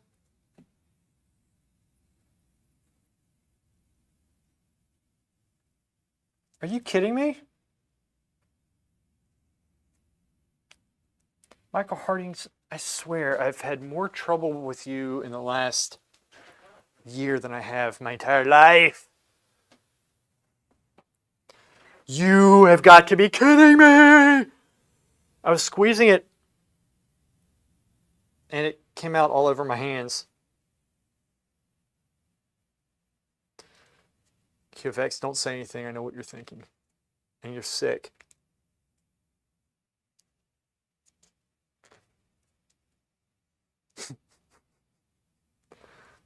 Vermilion is also, you know what? here's what we're going to do. I'm going to use what's on my hands because I can't get it out of the tube. I really hope y'all appreciate the lengths I go to help you guys out here. Yeah, that's essentially purple. But here's the thing. I want to show you something else. What's the opposite of purple? Huh? What do you think the opposite of purple is?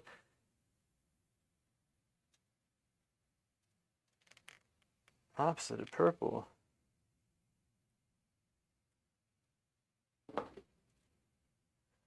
Damn it. Yellow. Yellow. So even if we want to get, so here's the thing, guys. Look, to get these colors, you can still create a solid illusion that something's more purple than it is, right?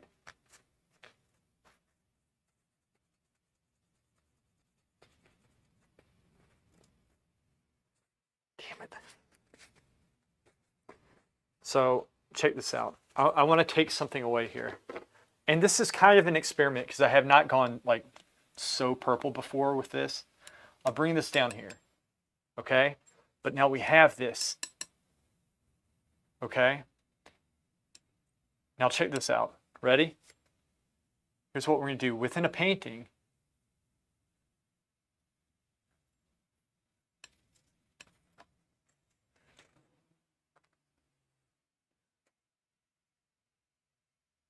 do you see this right here now is much more contrasted.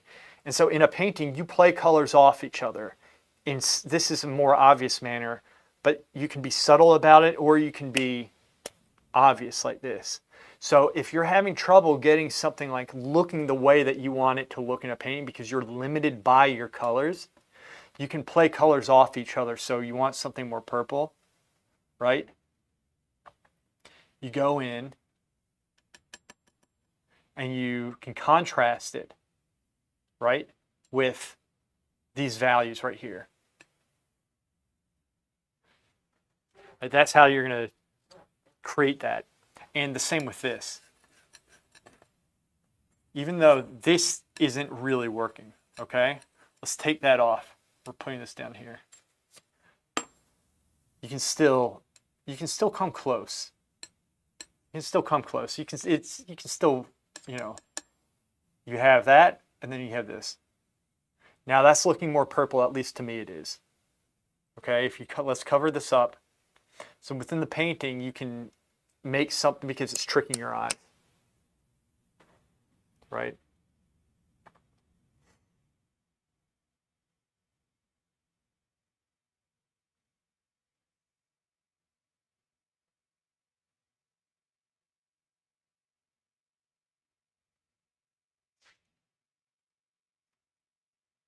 Oh yeah, the opposite is probably green. Yeah.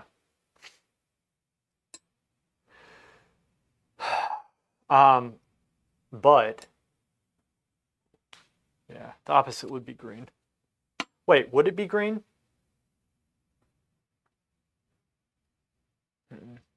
You have blue and red in here. You have blue and yellow here. Right? Whatever. Anyway, the way that I play colors off, whatever the definition is, because I'm out of it right now. But the way you play it, like in blue and orange is, you know, something like a good one to go off of as well, right? If you want this to look more blue, right here, you go through and put that in. Now, if you look at that, that's going to be more blue to your eyes because it's contrasting. Depends on the purple. I just realized I have some purple flower. For cooler purple, it's green, and the more pink purple is yellow. More pink purple. Yeah, I can see that. Yeah, so here we go. Check this out. Ready? Look at that. That's even better. You're right. Because that was yellow. I shouldn't have done yellow ochre. All right. So we got that. check this out. Let's go back to here. This is pretty cool. It's good exercise. Look at that.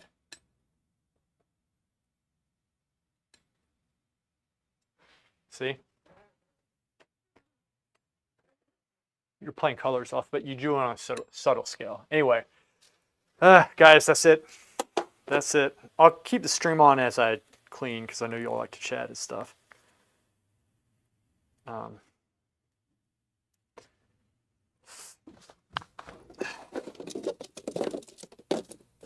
Magenta's pretty solid.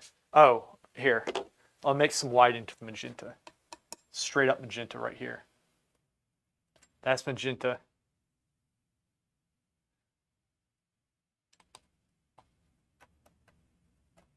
Okay, that's your blue, right? That's the purple that you want right there. Look at this.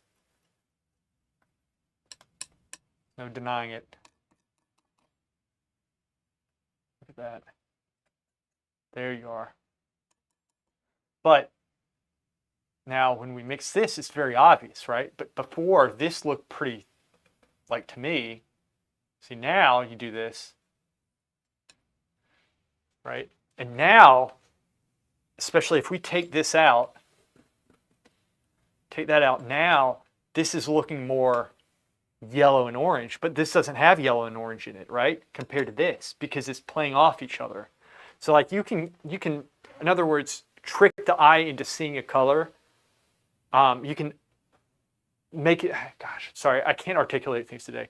You can push a color more towards that value by playing other colors off. You can trick your eye into seeing the color differently. Right? Yeah. It's bright purple. There you go. But with the basic colors, like this is why the limited palette's good, is because it forces you to really push your colors as far as you can with what you have, and then to achieve an effect, play colors off it to make a red look more red than it actually is, right? So you would put green next to the red, right? If you want something like, for example, look, this color right here, this is like compared to this right here, I don't know if y'all can tell, but this is more red, this is more green. But if I were to bring this up and put it right, say here, now this looks like it's more red because it's contrasting with the greens, right? But again, you bring it back down here and this is the more green compared to the reds. So that's how like you can really push the colors further. You don't need to always mix it exactly on the palette to make it work. You know, it's what colors you're painting up around it as well.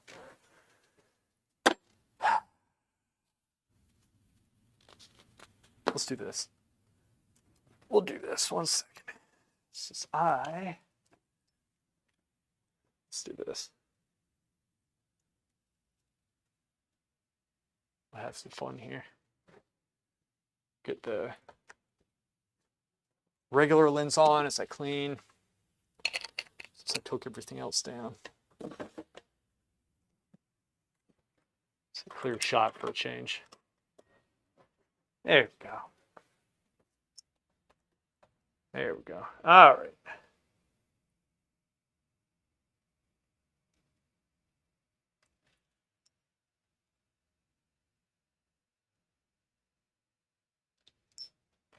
Something like that.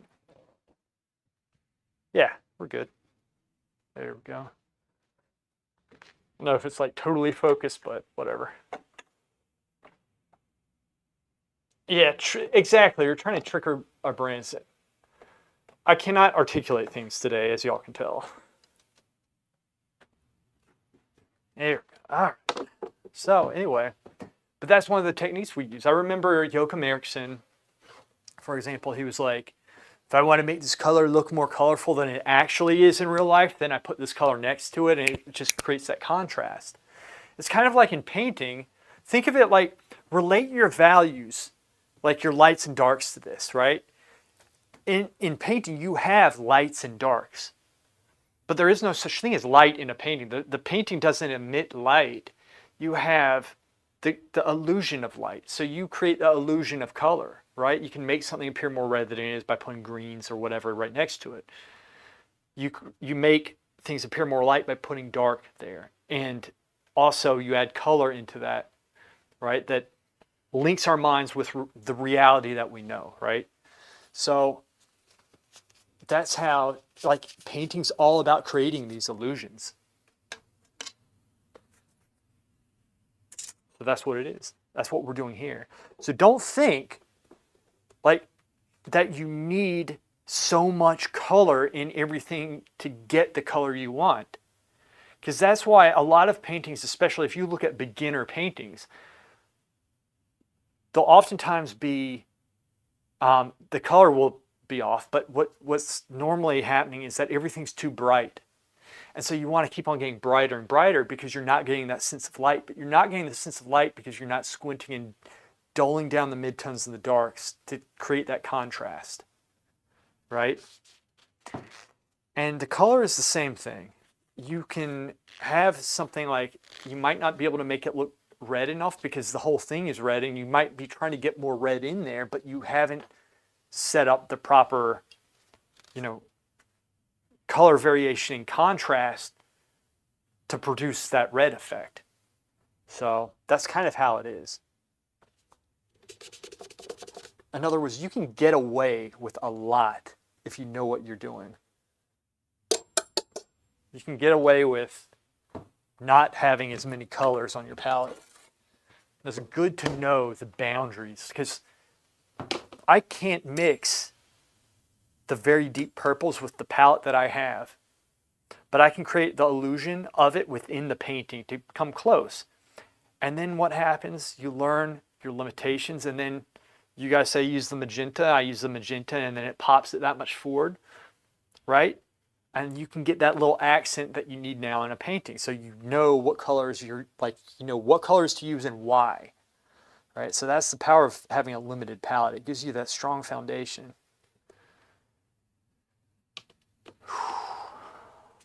I cheated and broke the color wheel. It's not a trick, it's an illusion, Michael. It's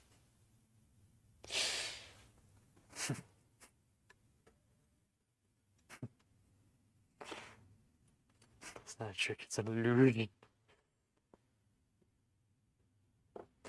One of my favorite episodes of The Office was when Dwight set off the smoke bomb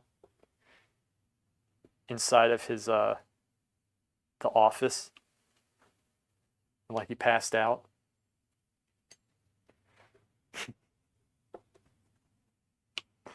That show was so awesome.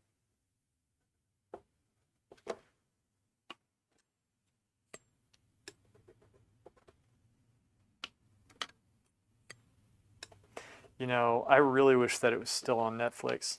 Where is it now? Where can you watch it?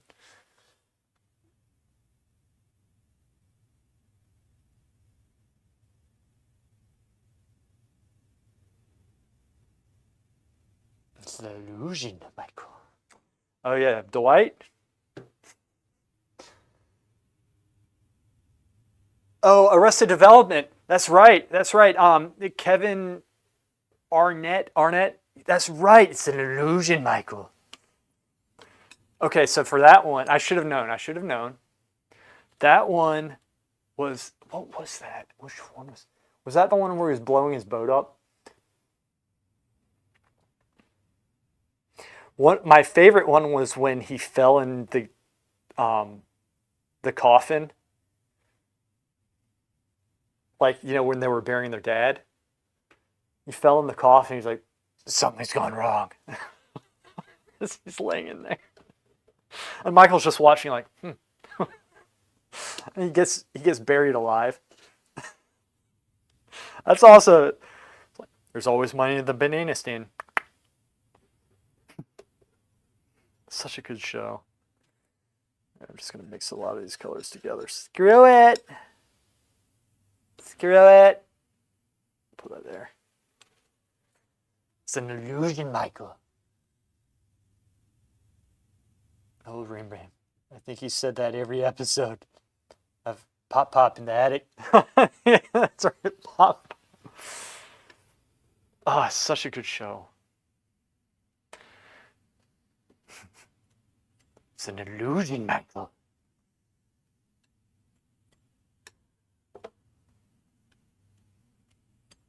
The Buster becomes a lethal weapon. Do you see the one where, let's see, it was before Buster lost his hand. He was trying to impress, what was his character's name? Anyway, he was trying to impress his brother and he broke into his apartment. Like, slipped up behind him with a knife. But it took him like 4 minutes and he was still standing there, like, waiting for, like... Anyway. I mixed up really good gray. Like it. This is good. Might be going back to the transparent red oxide.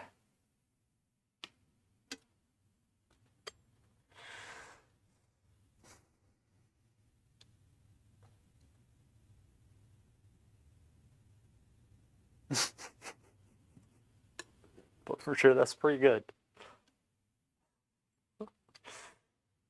There was that moment that your parents decided to send you to military school.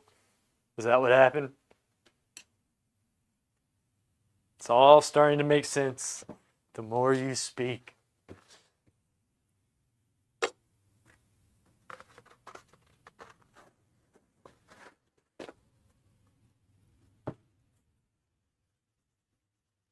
Job. Yeah, it was Job. Job. That's right. Job.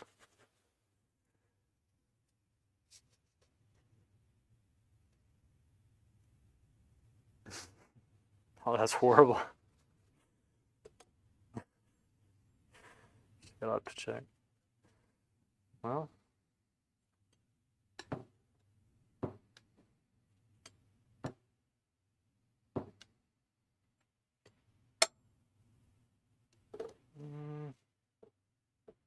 Where are these colors? I don't need this. Don't need that. Don't need that. This. We'll put that there.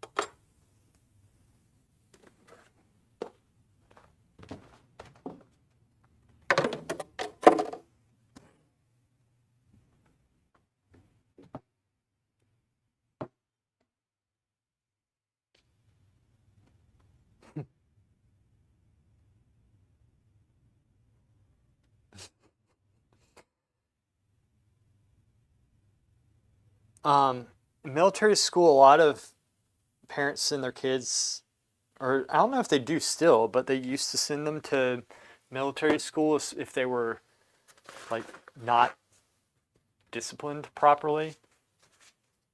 In fact, it wasn't one of my friends, but somebody I knew who's a year older than me. His parents had had enough of him, and they had the military school show up in the middle of the night, and they just took him away. He deserved it, though. He really did. Apparently.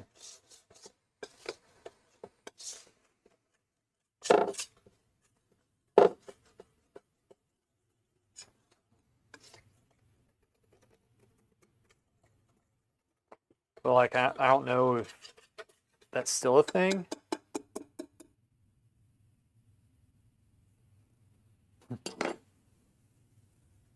So you were serious when you said that?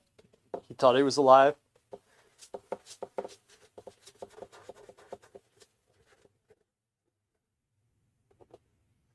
Ah, man, that's rough.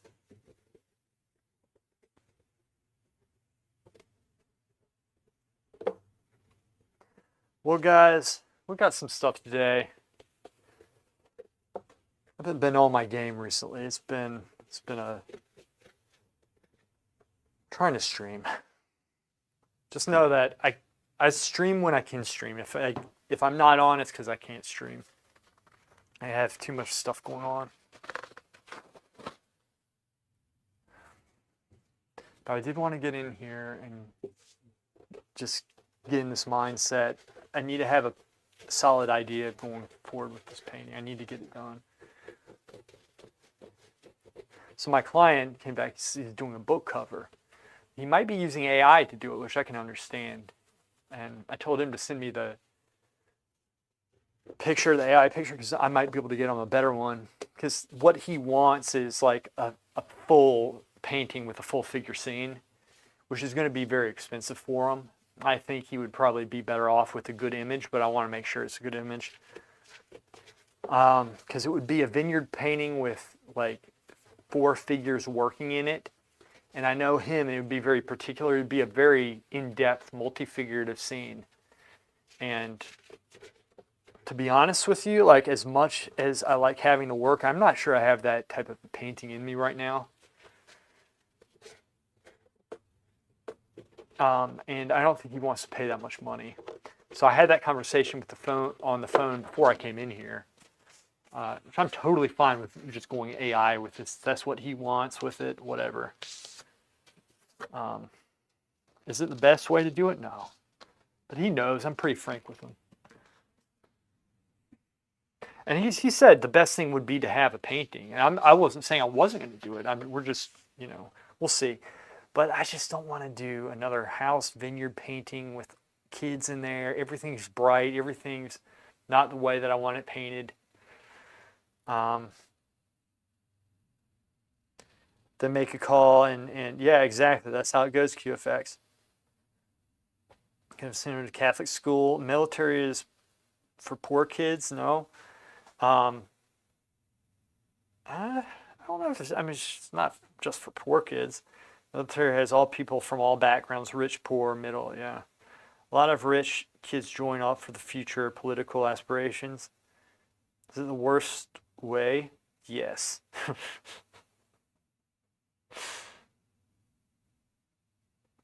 Yeah. The worst, I don't know. I don't know why it was in the middle of the night. I don't know. I just heard about it because he just disappeared. It's like, where'd he go? Went to military school. I don't even know if it worked. I don't even know if it worked.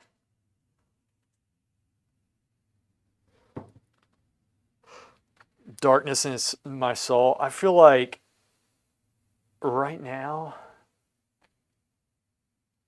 yeah, I should be painting the darkness in my soul.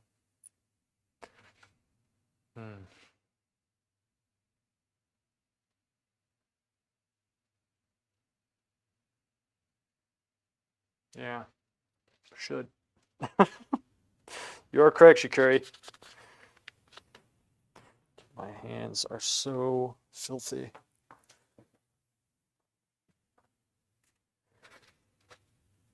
This one.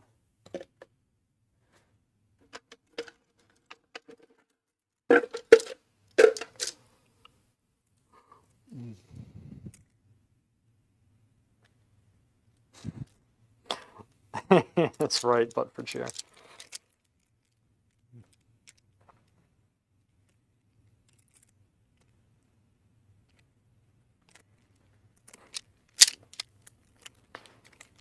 Sounds like boot camp where inmates get time off.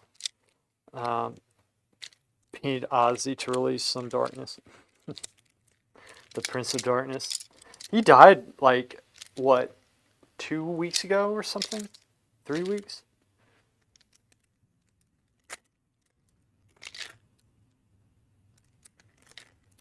Yeah. I think he was like 70 or something, 71. They seemed much older.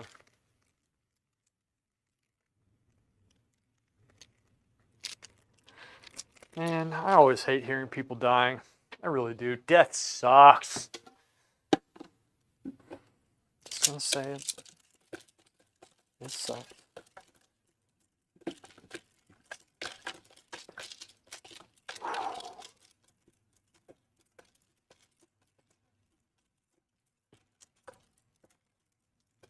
The right lens? Yeah, whatever. Might not have. No, I have the right lens on, right? Yeah.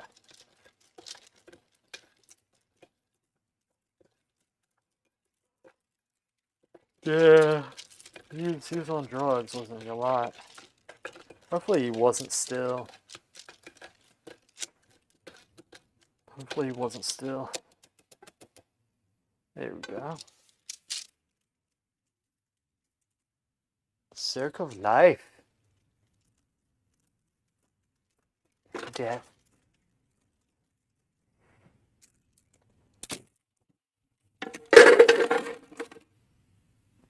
Guys, I will be right back. I'll leave the stream on.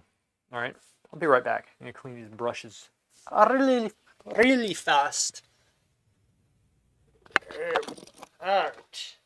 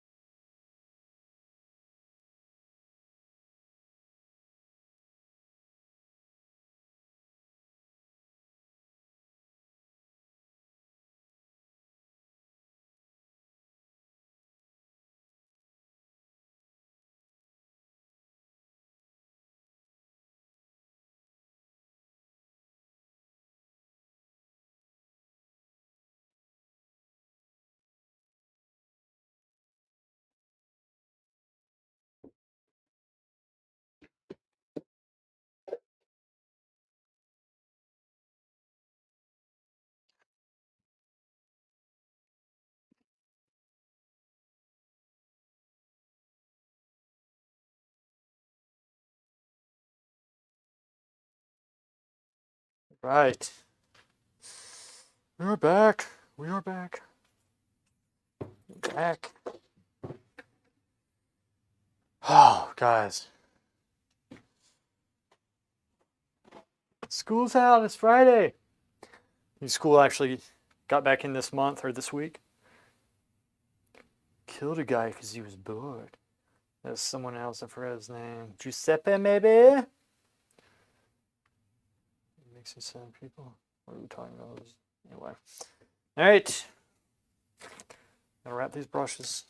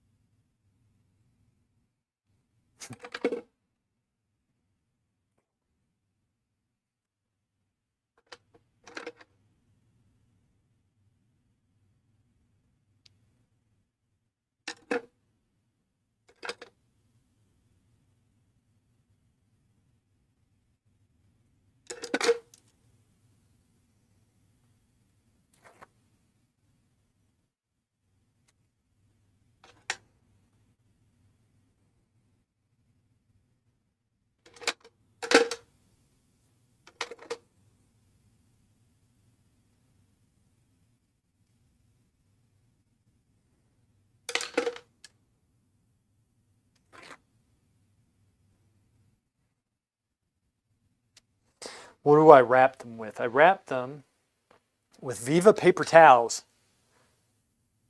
Here. Take it. Twirl the brush. Pinch. And sometimes I fold the tip over. Yeah.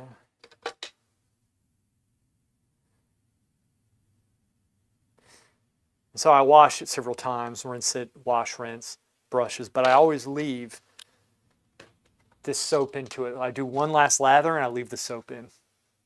Brush cleaner. This stuff is really good. So it conditions the brush, makes it nice and smooth. You just have to, like, before you use it, kind of, you know, brush it out afterwards.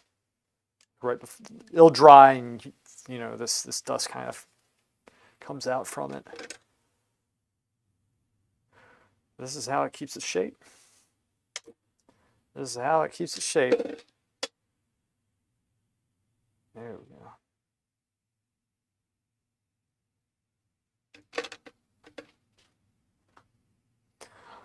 These weren't expensive brushes. No.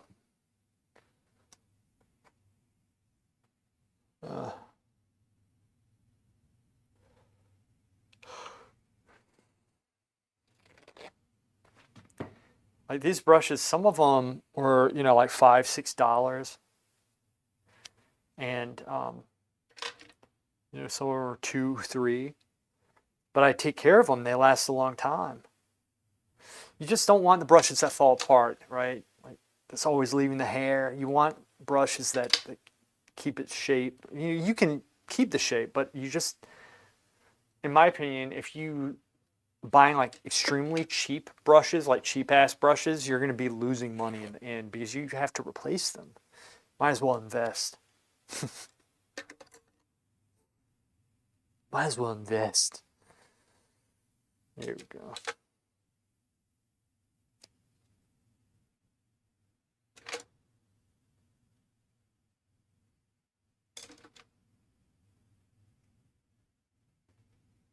My brushes always lose their shape. Well, this is how you prevent that.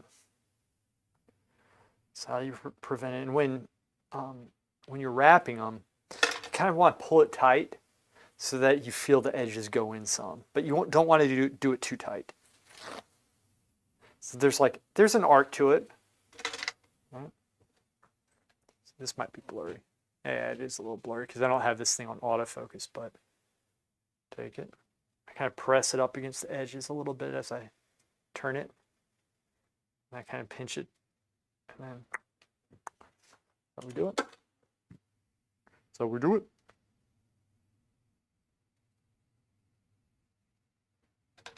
The small ones, yeah. You can see that. The small ones. Small ones you just have to be extra delicate with. You should wrap them though.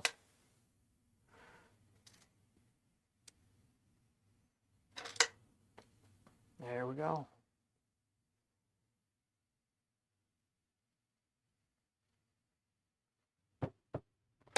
There we are. All right.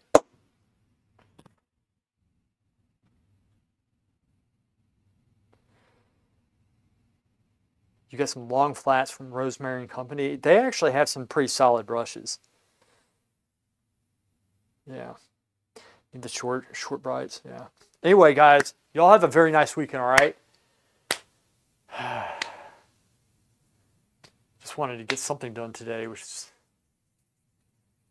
you know, it's going to be a good painting. Get this painting done. Getting in my head. Anyway, you guys, y'all have a very nice weekend. Y'all are awesome. I will see you. I'm moving this camera. See you guys later.